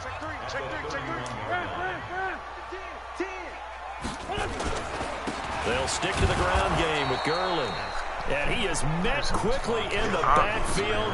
Down he goes, folded like a lawn chair. And plays like that are exactly what this defense needs here early in the second half to give it a little spark. I think their halftime adjustments, what they talked about, maybe it was just a little inspirational speech. Who knows? But looks like they're ready to go. Now Wentz on third down. Oh, and he will not be able to hang on through the contact. Man. It's incomplete. The coverage strong, and now it's fourth down. So good coverage there defensively as it looks like they'll force a punt on this opening drive of the third. Well, let's coach them up a little bit from right here in the booth. That's exactly what they needed to do. They need to start stringing together some stops, turning the ball over back to their offense, and trying to get back into this game. Yeah, a couple scores down, but they can eat into that quickly with a nice drive here on the other side. And brought down, but not before reaching the 45-yard line. Oh, yeah. Philadelphia picking up the first on a gain of 15. The goal for any offense versus his own defense, find the holes where guys are available and put the ball on the receiver before any defender can step up and fill it. They did it well there. Perfectly executed crossing route. And he'll be taken down across the 50 at the 45 in enemy territory. It's an Eagles first down on a gain of 11. So into Pat's territory now. Here's first and 10 at the 45-yard line. Here's Gurley. 2 yards on the pickup there. It'll be second and 8. They tried a quick hitter inside, but that one was swallowed up because what they're hoping, those big defensive linemen will take the bait and move laterally and open up a crease that they can run through. Didn't happen on that play. They run. It's Gurley. Another 2-yard gain there, but they'll need to do better this time. It's 3rd and 6. 7th play of the drive upcoming here on 3rd and 6. They try right side here. Gurley. And he gets it to the 32. Good enough for a first down. 3rd and medium. They opted to run instead of pass, and it worked. First down.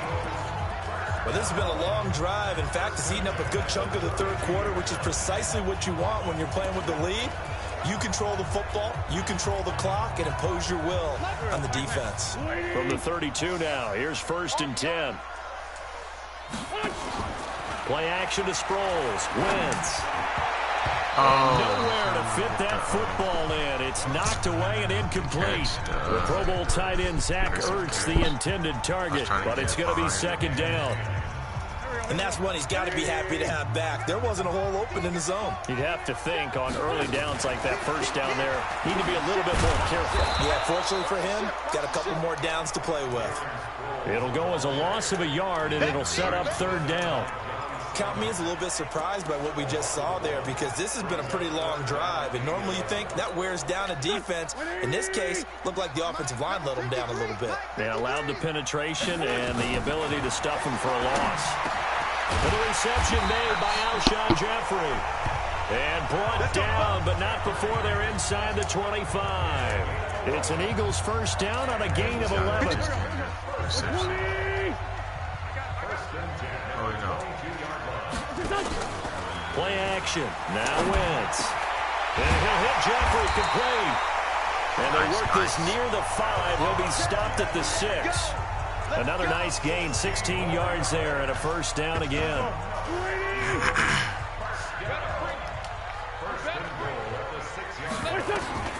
From the gun, it's Wentz. And this is going to be intercepted. Picked off by Patrick Chung. As much football as we watch, we've seen this work many times. In the red zone, first down, take a shot at the end zone, and points result. In this case, though, give credit to the defense. We're prepared and intercepted the pass. And they're going to get him behind the line yet again as his nightmare afternoon continues. You know, despite the scoreline, I think they've got to like where they are here. They're on the road and just one big play away from getting right back in this game. Nowhere to escape, and he goes down. J.J. Watt in there for the sack, and it's an important one from a personal standpoint as that is sack number 100 in what has certainly been a terrific career to this point. Tough spot for the Pats now after the sack as Brady will lead him up 3rd and long. Now that'll be tipped and intercepted. It's the former Seahawk, Earl Thomas. And he's going to return it to the 21-yard line. Edelman, the intended receiver that time. Well, it's 3rd and long, and you've got a few different ways to play it offensively. But this is not the type of offense that's going to wave the white flag. They're going to keep chucking it. And this time, it results in an interception. The first down run with Gurley, good for only about 3. It's 2nd down now. Give him 3 on first down. It'll set up a 2nd and 7.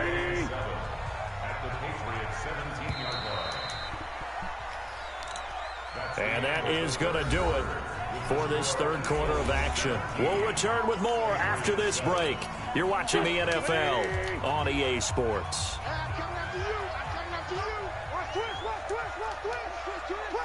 Lefty. Again they run with Gurley.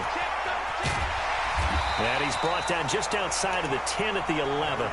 It's a 6-yard run, leaves him with about a foot or so here still to go to hit the marker with 3rd down coming up. The offense on 3rd down tonight, can't fault these numbers, 7 for 9 thus far. They're looking at 3rd and a few inches. And he picks up the first as he's able to take it down to the 7-yard line. Give him a gain of 4, able to convert, and that sets up 1st and goal now. Brandon, when a defense just simply can't get off the field on 3rd down, and we all know how important that down is for both sides of the ball, you often feel like you're just a step behind whatever they're doing offensively. And one of the differences in this game, no doubt, 3rd down conversion, and that is going to be a story they'll talk about after this one. A good chance now to put this game on ice. This is 1st and goal. To throw, it's Wentz. He gets it to Gurley, complete. And they'll be driven back here, losing yardage to the 9. This will be a 2-yard loss on the play. And that'll bring up a 2nd and goal. Now Gurley. A nice run there, 8 yards, moves him much closer to the goal line now for 3rd down. They've been so good on 3rd down all day long. Can they convert another here on 3rd and goal? Check. They'll try and push it in with Gurley. And he's in for an Eagles touchdown. Todd Gurley taking it in. And the Eagles take advantage of good field position on the turnover to cash this one in. He keeps carrying the ball into the end zone, and in this one, he's sort of carrying the team on his back. He's the reason that they lead right now, no question about it. And you talk about on his back, he's not minding the extra weight at all, is he? Carrying that just as lightly as he does the football. Yeah, what a great performance so far. Those 3 touchdowns, it's got him in the lead. So that drive spanned 5 plays, and it's finished off by a Todd Gurley touchdown run.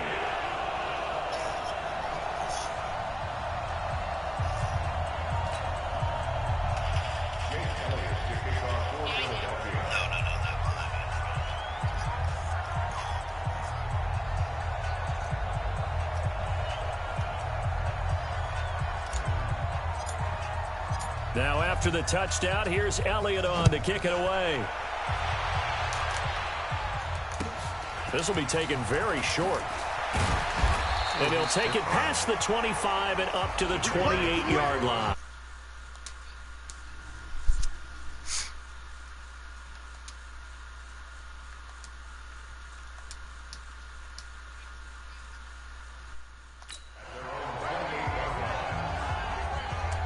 Now the Patriot offense set to take over again. And following the interception, just any interception, are you a little bit more cautious when you start that next drive, or no, you just throw that out the window?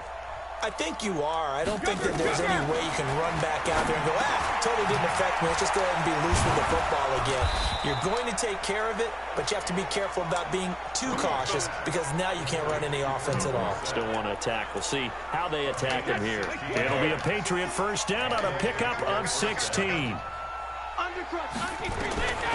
1st and 10, here's Brady. Nowhere to escape, and he goes down. Fletcher Cox, it's his 20th sack of the season as he continues what could be a record-setting campaign. We've been around this league for a while, and many coaches never pull their starting quarterback, almost no matter the situation. In this case, though, I think he's got to make a decision. He's taking a pretty good beating out there. Yeah, with the deficit, maybe not wanting to risk an injury. And this one taken in on the right sideline, but not in the field of play. They say it's incomplete. The throw led him a little too far. It brings up 3rd down. An incomplete pass on that last play, and that means they'll need to come up with something here on 3rd down. Now Brady, complete to Dorsett. And he'll take this to the 47, but no further as they get him down well short of the line to gain. They do get 10 back, but still a ways to go on 4th. A critical one here if they're going to have any shot at this thing. So they'll go for it on 4th down. They go for it on 4th, but this one is going to wind up incomplete. Boy, it looked like he had it and dropped it. And the Eagles are going to take over in great field position. Being just short of midfield, they decide to take a crack at it on 4th down. They don't come through. Sometimes it's just showing confidence in your defense. You know that they're good, and they'll take care of you. A lot of coaches during the week will announce to their team, we're going to be aggressive, guys. We're going to go for it. Hey, defense, you got me? A little bit of a challenge to them to see if they'll pick up the rest of the team. We'll see how they respond now. Another carry now for Gurley. They're going to snuff this play out behind the line. We have not seen that much today. Down under 2 minutes to go in this football game. So it's Eagle football here as we get you reset. They've got a 3rd down now as they look for one more first down to help salt this one away. On the handoff, it's Gurley. 3 yards won't be enough here as that'll bring up 4th down. So where'd all that running room that he had in the first half go? Because it looks like it's drying up a little bit here. Someone made some adjustments, it appears, at least on this drive. All right. Now look at this, 4th and 12, and they're going to line up to go for it. Wentz to throw for it on 4th. And it is incomplete. J.C. Jackson there defensively to knock it away. So we were looking at each other up here in the booth when they went for that saying, oh, wow, talk about trying to add insult to injury. Some teams are just like that. You know, some philosophies, some coaches are like, look, when I got a chance to put some more points on the board, I don't care what the situation, I'm going to do it. And they're also the same coaches as a general rule that if someone does it to them, you won't hear people protest out of them. That's just who they are. A 10-yard pickup, and it's enough for a Patriot first down. Brady now on first down. Complete to Watson, the tight end. Now the result here, a pickup of 8. Leaves him with 2 to go on 2nd down. They're going to need to get up and set in a hurry. Looking to throw again on 2nd down. Brady now, 10 of 16 throwing the football. It's 1st and 10. That throw by Brady incomplete. Just nothing there again. He's been sacked multiple times. We've seen the interceptions, of course. He's really been through the ringer, hasn't he? And what we've seen is a defense that's well coordinated. The front and the back really in sync. The front putting on the pressure. The backside being ball hawks and picking passes off. And he takes it down to the 10-yard line. Now the Patriots going to use one of their timeouts. as they'll stop it with a little over 30 ticks to go in the football game.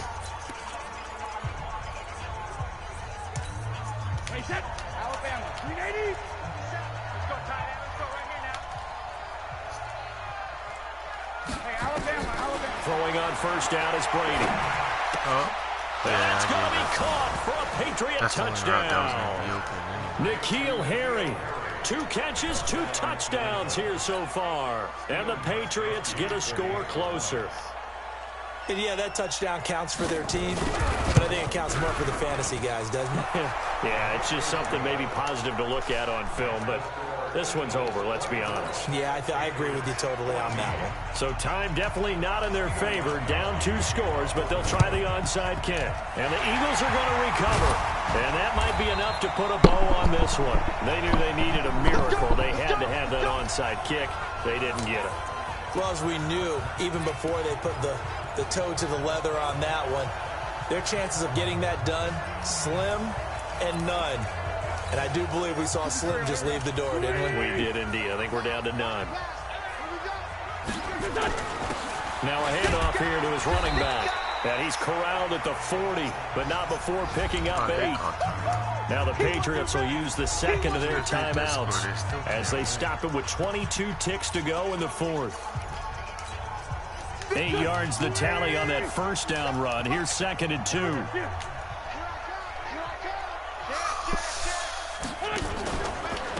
Now Gurley, handoff left. And brought down, but able to get it to their 30-yard line. The Patriots will take their 3rd and final timeout as they'll stop it with 17 seconds to go in the game. So on the heels of the run by Todd Gurley, another 1st and 10. Then he'll give it here to his running back. And he is into the end zone. Touchdown, Philadelphia. Todd Gurley, 30 yards. And the Eagles able to push further out in front.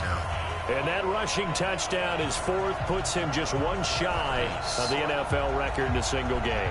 And we all know he would love to get to that record and even beyond it. But he doesn't need to in order to impress in this one, does he?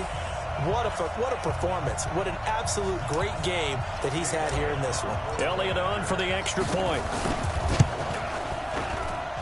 And that'll make this a 3-score game as the lead moves to 17.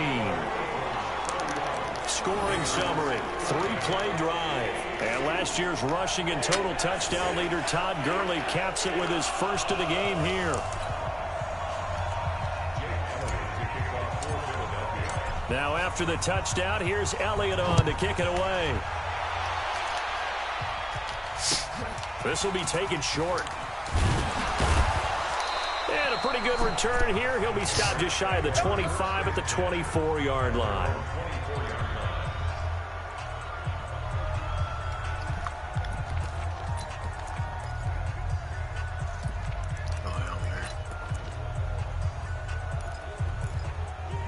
The Pats at the line, ready to go. They're down big here late. I don't know. You just one last drive here for pride.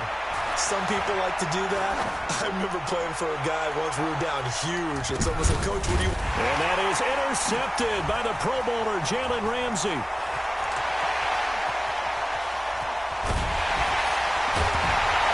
And that will write a finish to this ball game. So it's a victory here for the Philadelphia Eagles. And to be frank, Charles, probably not too many people surprised at how this one turned out. Yeah, I don't think so at all. I mean, they're such a good football team. They were at home. You know, you walked in and you looked at the advantages and you saw that they had most of them. It'd take a lot to try and even it up. I just thought 2 words for this ball game: methodical and predictable. And both of them came together. So for Philadelphia, they pick up win number 7 on the year. And they'll get to stay home again next week.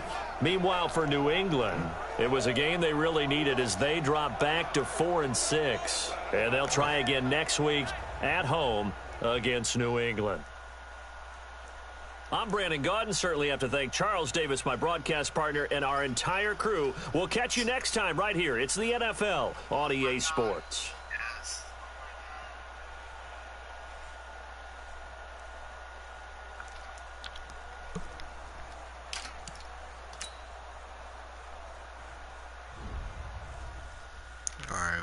defensive.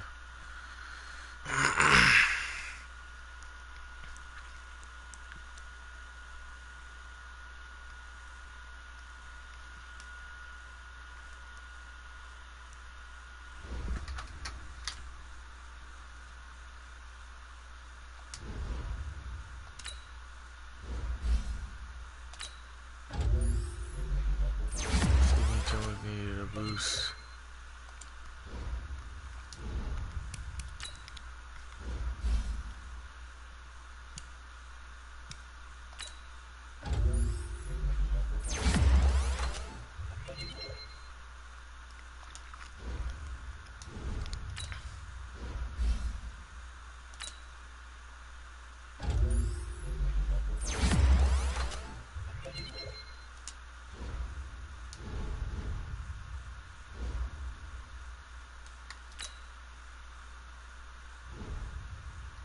Awesome win this week, Coach. The team has been solid all year, but I know the fans would like to see you kick it into a higher gear for the final stretch here. Is hoping you guys can finish strong.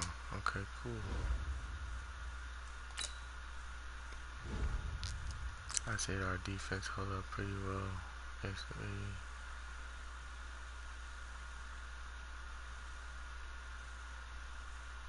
Yeah, they say the same thing.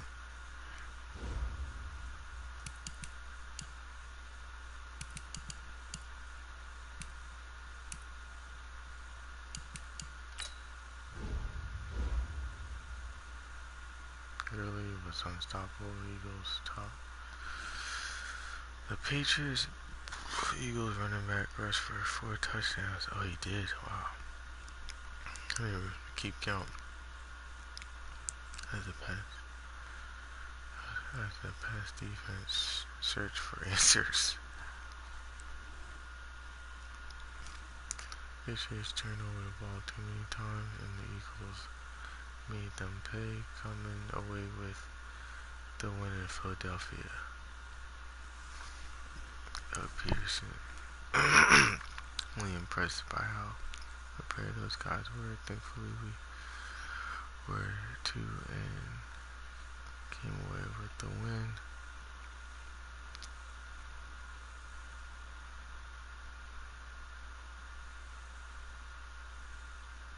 I feel like the Eagles came into this game with a great game plan. Patriots. Todd Gurley was going to be held without a touchdown today. Ha! Didn't you read my column? If you did, you would have started Todd Gurley. He keeps saying that.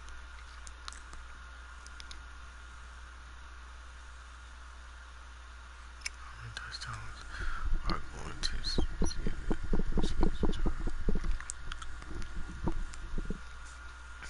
George Kittle was open to a position change, so he'll now be taking snaps at fullback.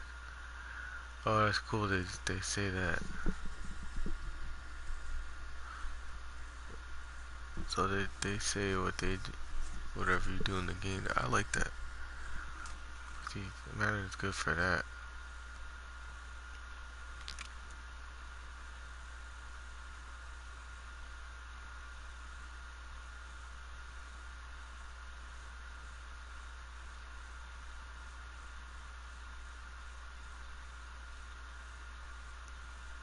Wow.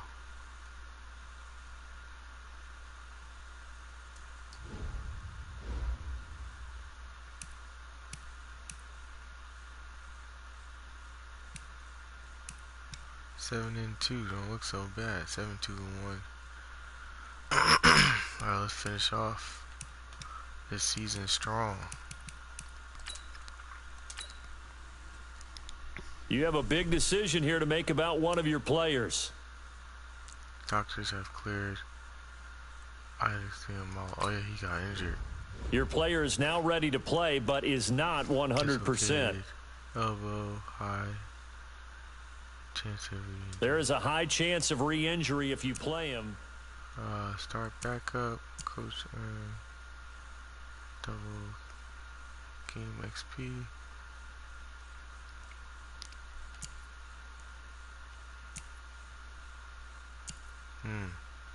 He allowed 3 sacks.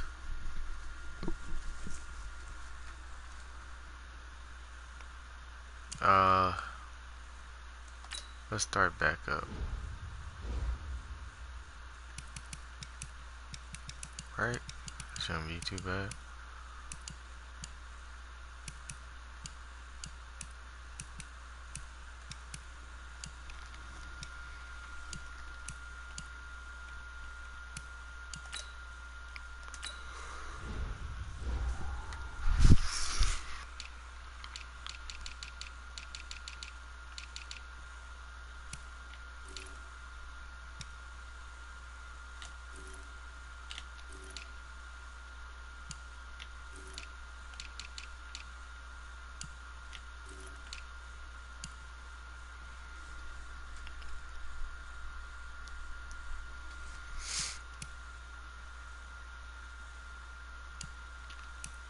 How does he have more than him? Wow.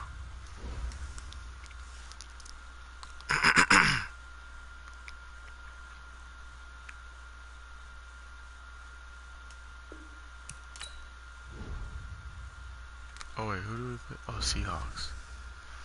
That should be a good game.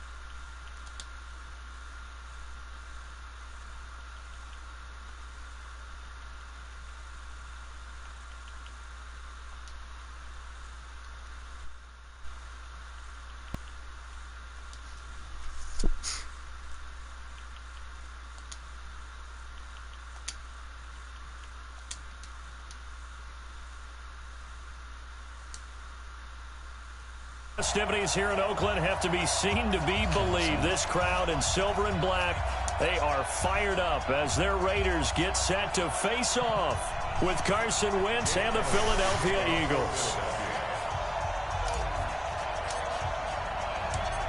Here's the kicker, Jake Elliott, ready to get this one started. And off we go from Oakland. This will be fielded at the 8.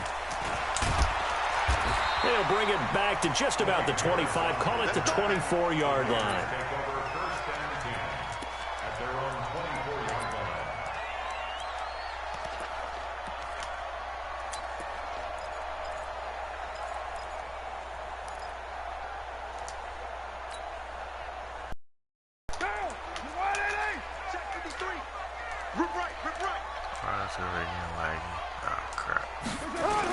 On first down, Carr.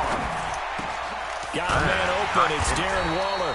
And they'll get it all the way up about 5 yards shy of midfield. Just like that, a pickup of 20 on their first play from scrimmage. First rep of the game for Josh Jacobs. And he'll be taken down just shy of midfield after a gain of about 4.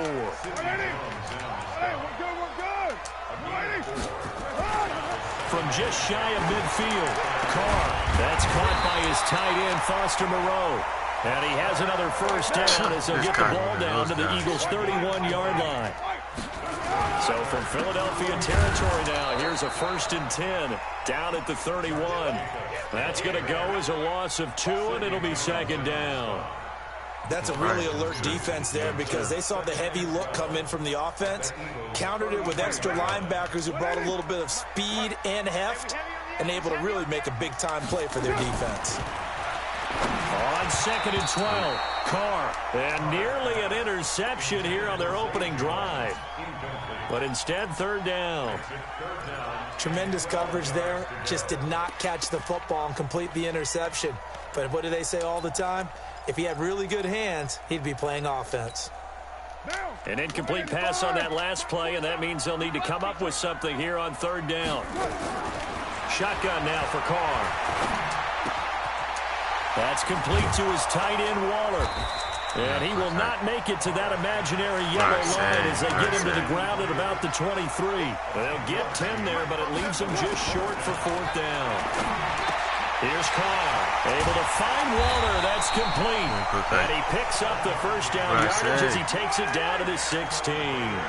They're able to keep the drive alive, 7 yards that time, and the decision to go for it proves to be a good one. And he stopped after only a yard, taking it down to the 14. A minimal gain there on the 8th play of the drive. Well, that call makes sense because they've been throwing it well on this drive, and once again they show passing formation, showing the shotgun. Then they ran out of it. That's a nice play by them defensively, though, to hold it to a short game. Now a 2nd down throw for the end zone, but it's incomplete. Coverage was very good that time. A nice job to smother him as the ball arrived, and that ensured an incomplete pass. And it keeps 6 points off the board. I'm lagging mad hard, bro.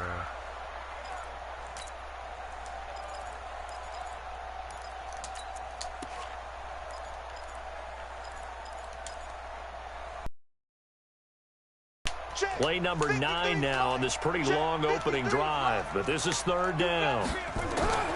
Here's Carr to throw. It's a screen to Richard. And he'll wind up losing yardage here back at the 21-yard line. He'll give up 6 yards there on the loss, and it'll bring up 4th down. 4th down, and on comes the Raider kicker, Daniel Carlson. On the left hash mark, this a 38-yard attempt.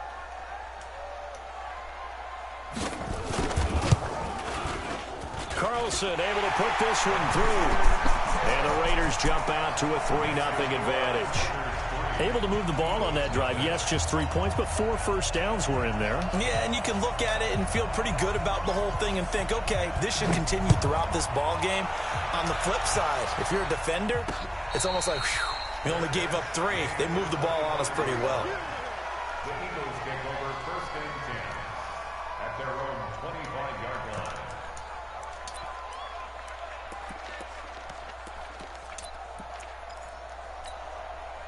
Wentz and the Eagles now with a 1st and 10 at their own 25-yard line.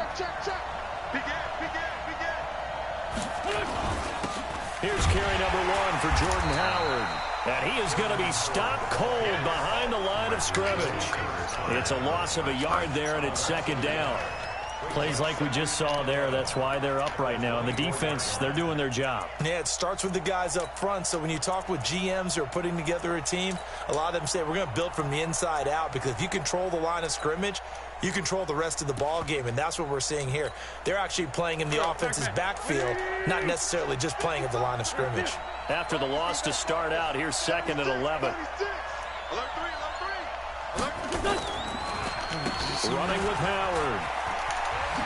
And he'll be upended at the 28-yard line. Just a 3-yard gain there.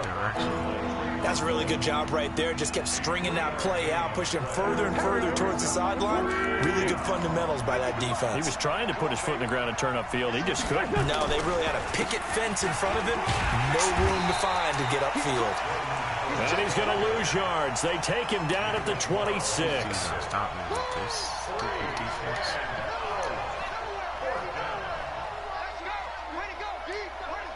Three 3-0 after 1 on EA Sports.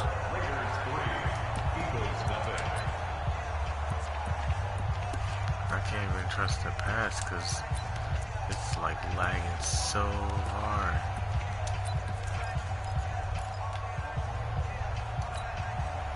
And a tough ask here. They're going to go for it on 4th down and 9. You see that?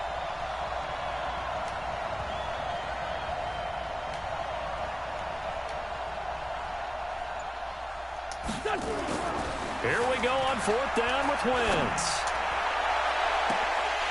And this is going to be incomplete. So certainly an interesting call there to go for it. And that will force a turnover on downs.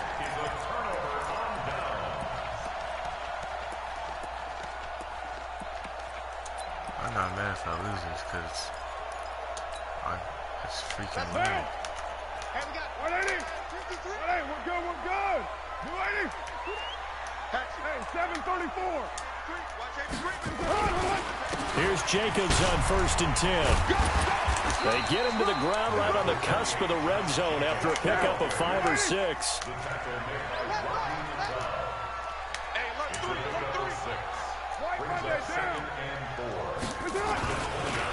On 2nd down now, it's Jacobs. And not much to speak of there. Maybe a yard down to the 20.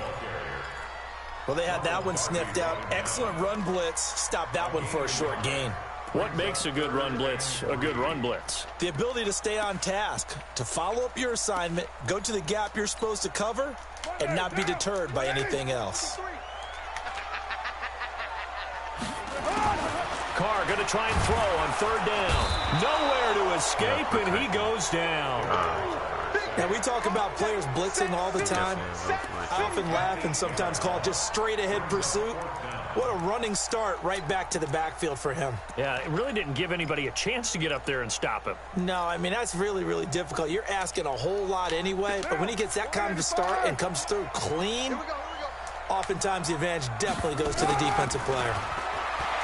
Carr, and the pressure gets to him again.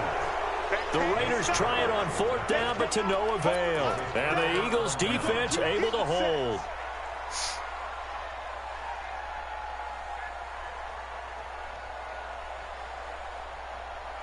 The Eagles' offense set to begin their next drive. And on that last drive, went for it on 4th, turned it over. A good job by their defense, though. They held them to 3, but this offense, they've got to be a little bit better, a little bit more careful here. And sometimes when you see these calls on 4th down, when they decide to go for it, it's not necessarily the coach saying, I believe in my offense. Sometimes the coach saying, I believe in my defense. I can afford to go for it here because if we don't get it, I don't think we'll give up more than 3. And that's exactly what happened. You think that factored in? I do. I think that he had that in his mind going into the game, that I'm going to be aggressive on offense because I know I've got a defense that can hold up their end. Good work to pick up 7 yards there. That gets him into a 3rd and 1 situation. And that looked like some pretty easy yardage there right up the gut. And he's a guy that has some height to him. So when you don't have to drop a shoulder or create or get through contact or trash, makes it a lot easier to stay upright, see the field, and make a run as we just saw there. On 3rd and short to give it to tight end. And he will have the 1st down as he's brought down up near midfield. It's a 1st down following a gain of 3. A gain of 3 on the play. 1st down, Philadelphia.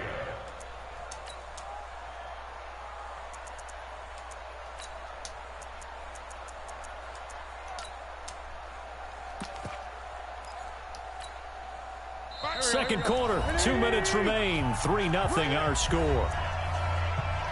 Let's go, boys. Let's go.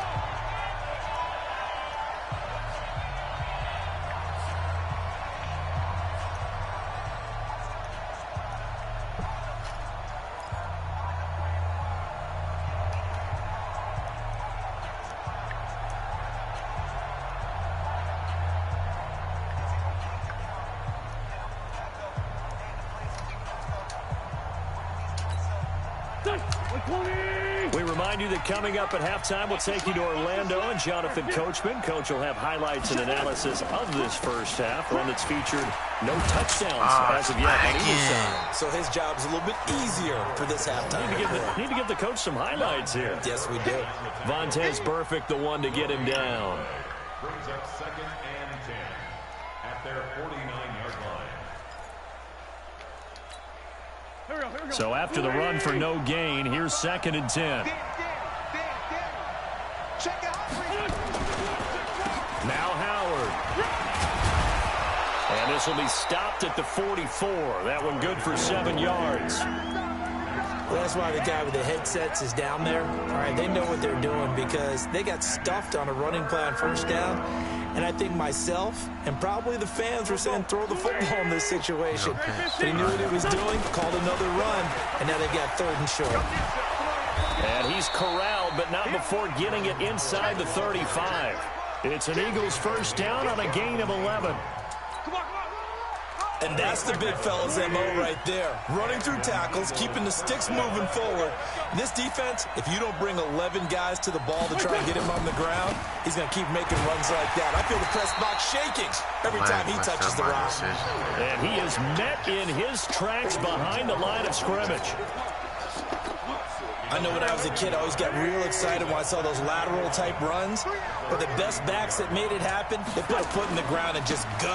That didn't happen there. That play got swallowed up. And he'll be marked down at the 26 with a gain of 7. The Eagles going to take the first of their timeouts as they stop it with 16 seconds to go in half number 1. The 8th play of the drive coming up. It's 3rd and 3. Jet bomber.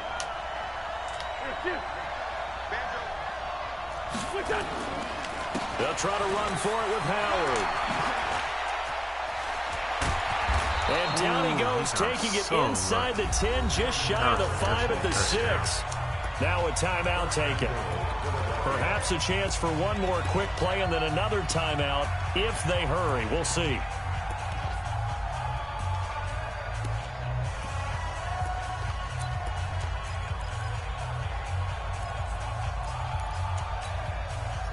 So it's 1st and goal and a great opportunity to get that lead back before the break. On 1st and goal, Howard. And he's going to press this one forward as they stop it right around the 1. And with just 4 seconds left in this first half, a timeout call.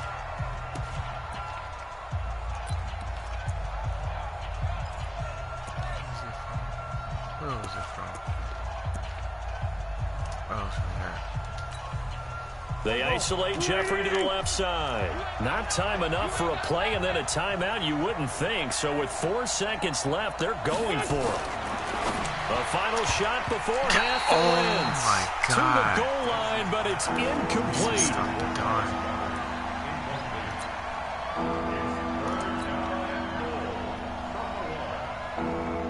So with 2 ticks left here in the half, on is the field goal unit. From the right hash at a bit of a tight angle. And Elliott puts this one through. So 2 quarters down, 2 remain. Charles and I return after the break.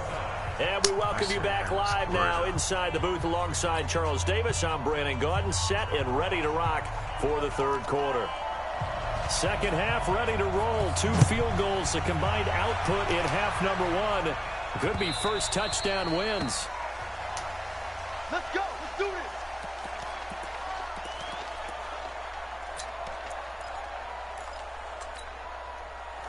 The Eagles offense set to begin their next drive. They have a chance to break our tie here as we get a look at the first drive of quarter 3.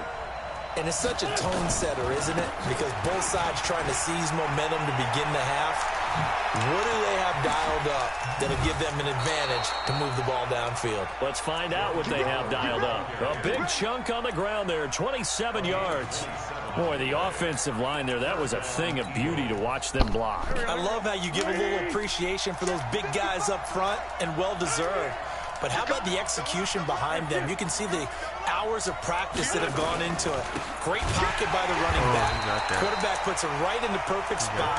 Great mesh point by them. The timing on point. The run even better.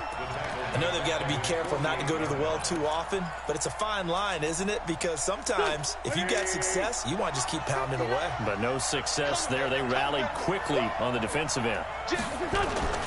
This is Howard on 2nd down. Finding room inside the 40. And down right around the 37. Philadelphia picking up the first on a gain of 15. Would you say this offense is locked in right now? They're having no trouble on this drive. What is it, 3 plays, 3 first downs? Yeah, you talk about on the march. They keep this up, they'll get to that end zone real fast.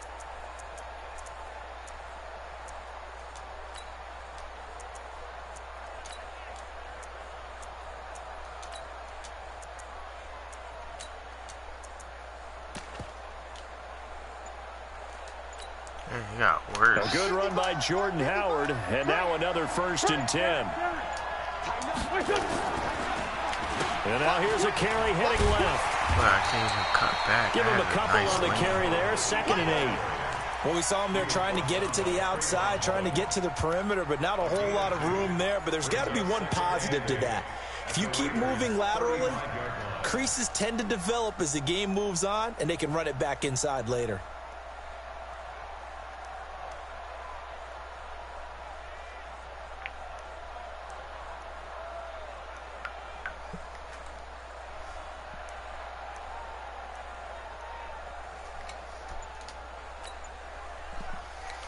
The last run got a couple. Here's 2nd and 8.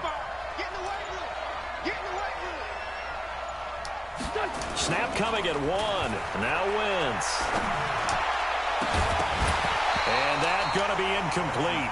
A lot of contact, no call, and it's 3rd down. We've seen good cover skills on display throughout this game, really from both teams. And there's another nice example there of them making it difficult to complete a pass. So 3rd down now. They need the 27-yard line for a first. They go counter with Howard. And brought down, but not before they're inside the 25. It's a gain of 13 and a 1st down for Philadelphia.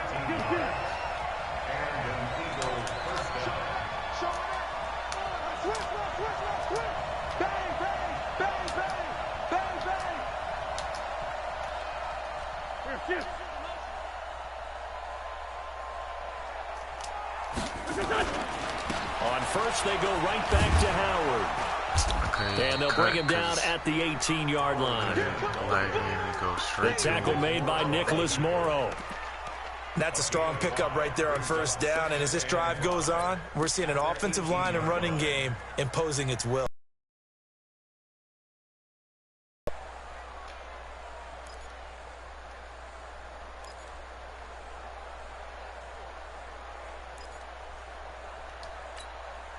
The 1st down run got 5. Here's 2nd and 5. It's a 2nd down run with Sanders. And he'll get it here to the 10-yard line. 7 yards there and a 1st down.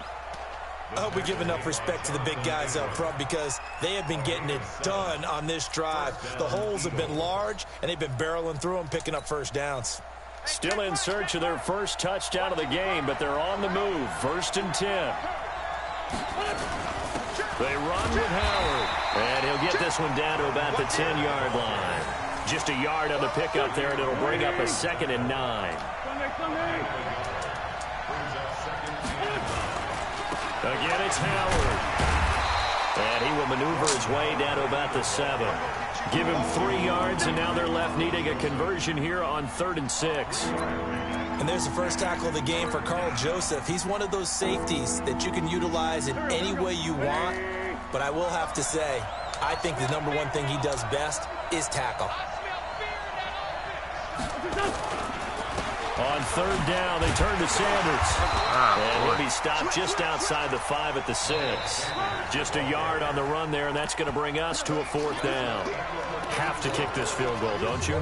No question about it. Look at the clock. Look at the situation. Kick the field goal.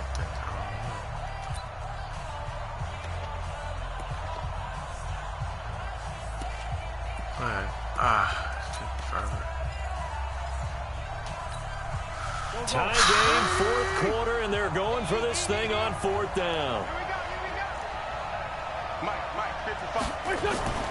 They'll go for it. It's Wentz. And it's intercepted at the goal line. Picked up by Carl Joseph. And a short return will be stopped inside the 10 at the 8-yard line. Tie game, 4th quarter. You're already in the red zone, well in field goal range. You can't throw a pick there. And you know I want to give all the credit to the defenders, right? I mean, they made a play on the ball. But bottom line, you set up the situation perfectly. You've already got the field goal in the bag. You've got to make sure you take care of the football in that situation. That sends them 2 yards in the wrong direction and leads to 2nd down. Brings up 2nd and 12 at the 5-yard line.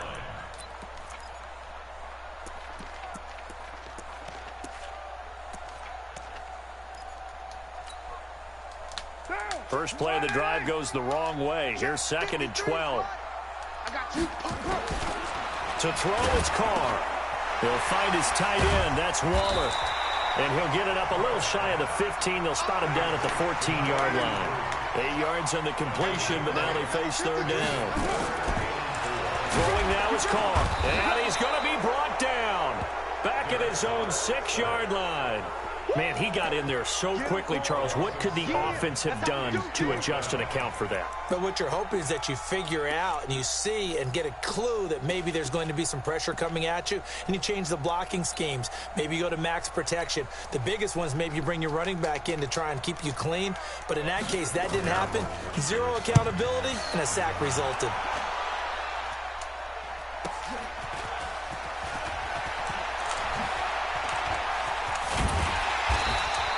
21 yards. Well done on the return. And the Eagles will have great starting field position here as they take over.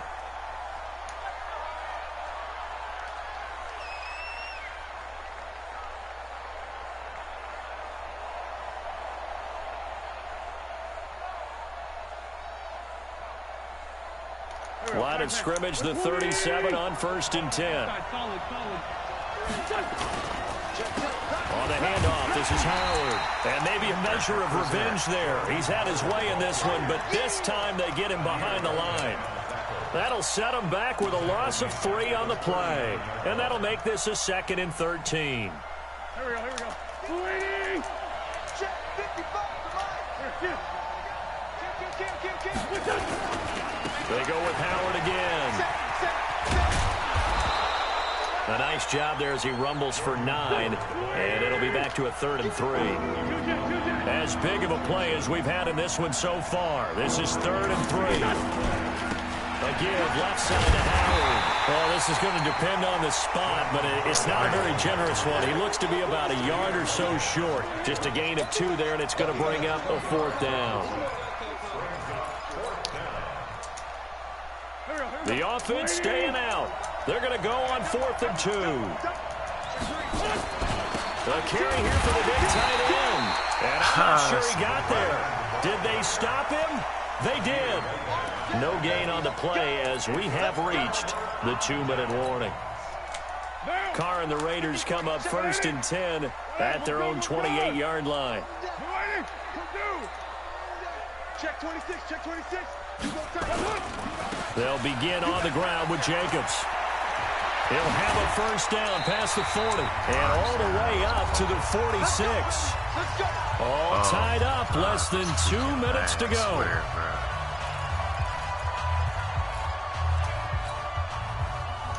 So it's Raider football as we get you reset.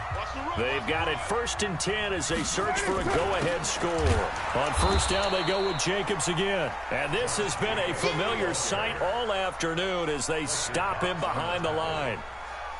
Partner, you've got about 20 coaches on your payroll, but there's 60,000 of them in the stands. I don't think any of them like that play. And the later we go, it's starting to sound like 100,000 in here.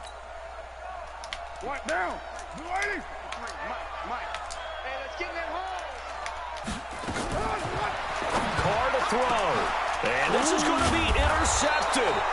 Picked off by the linebacker, Nigel Bradham. And to the 43. So down inside the 45 to the 43-yard line. That's where they'll take over.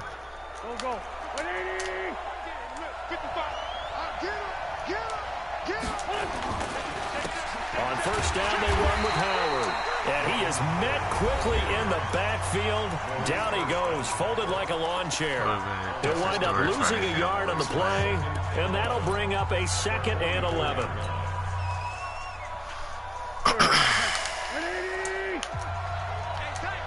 He's coming. We got double up. They'll keep it on the ground. It's Howard, and he's dropped right at the 40. Gain of 3. Now the Raiders going to go ahead and use the 2nd of their timeouts as they'll talk it over here before what will be an important 3rd down.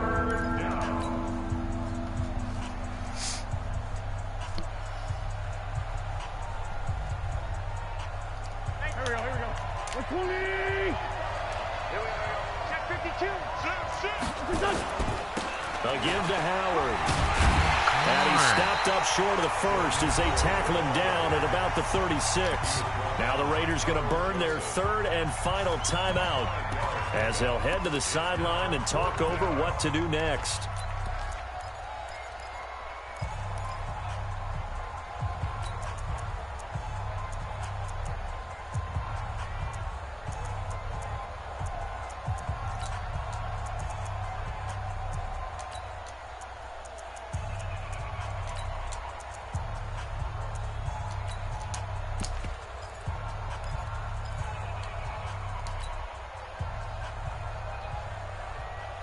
So the offense is not leaving the field. They're going to stay out and go for it on 4th and 3.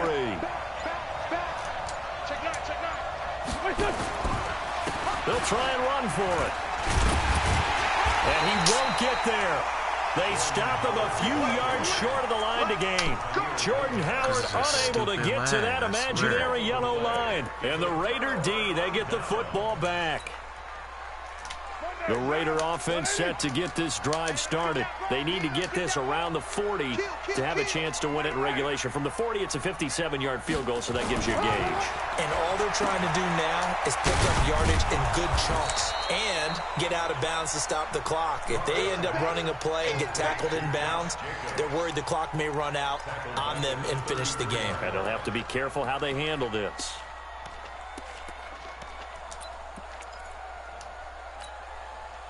Now, 185. Check 53, Mike. You. Now Carr.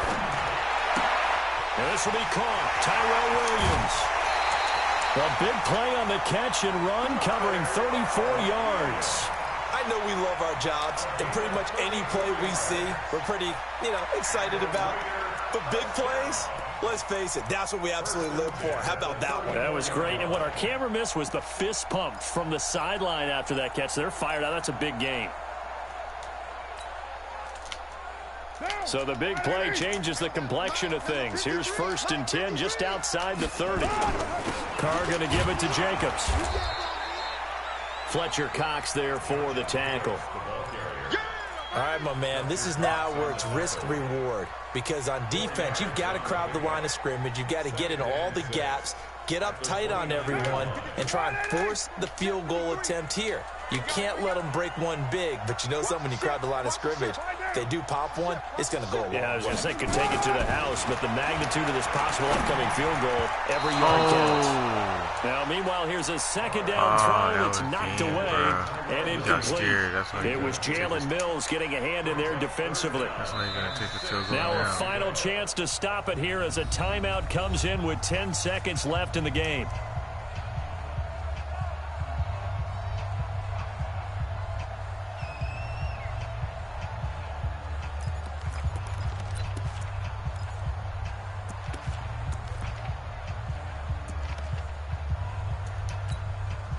They'd love to get a little closer if they need to kick the field goal on 4th down. From this spot, it's 46 yards. Back to throw. Carr. That's caught by Waller out left side. And he'll be out of bounds as he gets this down about the 21 or 22. They get 9 out of that one, and as a result, the drive continues. And the clock will now stop as a timeout is called with 5 seconds left.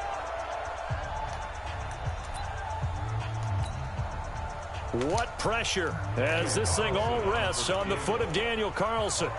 He made his only attempt earlier. This for the win.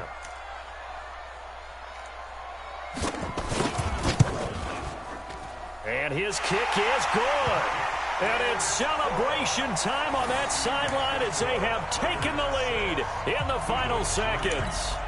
The home crowd here absolutely loves it, as they should, getting the field goal in the closing moments and likely going to get out of here with a W. A W, celebrations all around. How about how everyone's going to leave this stadium, right? And you know something?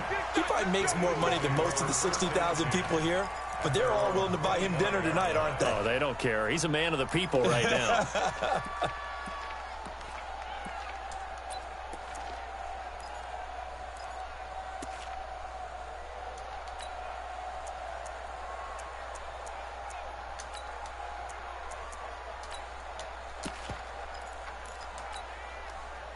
The Eagles offense set to begin their next drive. Look at the clock. Everyone knows the situation. Probably time here for one final play. And we know what that play is going to be. It's got to be some sort of Hail Mary, throwing it towards the end zone. And hope. And, oh, a crusher there as it's intercepted. Picked up by Carl Joseph. And that's how this one ends, in dramatic fashion in overtime with the interception. Well, we were on hand for a fun and entertaining game here, coming down really to that last play. Great job defensively to get the pick and seal it. And we know that every play during a game matters. You're never sure which one's going to be one of the key ones. But at the end of the game, when you analyze it, 3, 4, 5 plays are going to be the ones you focus on. And that last play was one of them. The last shot had to take it, and they came up with the interception and sealed their victory.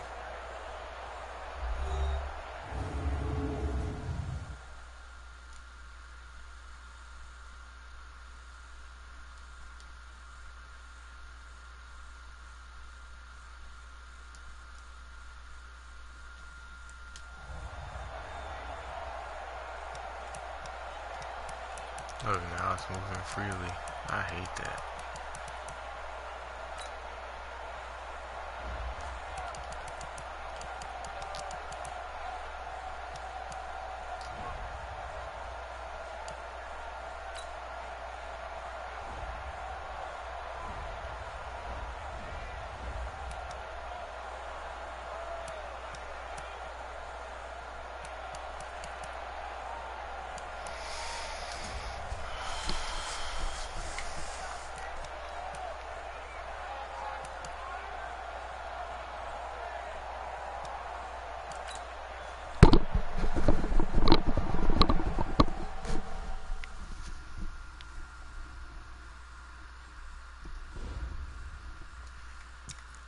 Wondering 47, not too bad.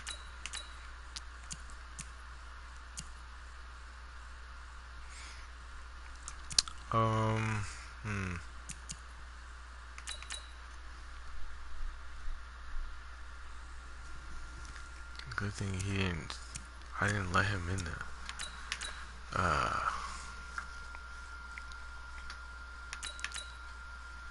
he didn't score on me, he just went by a field goal. So I can't be too bad about that.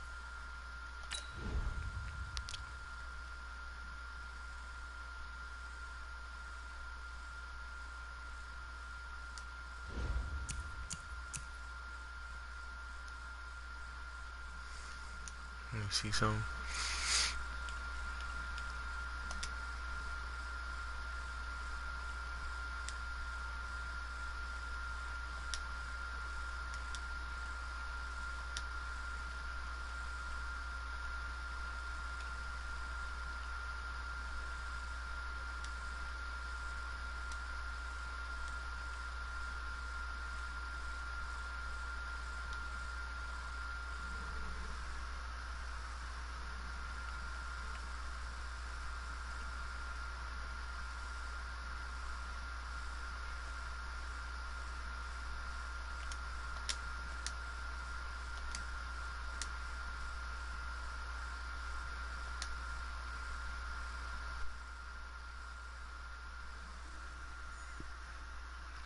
Ah, that's funny.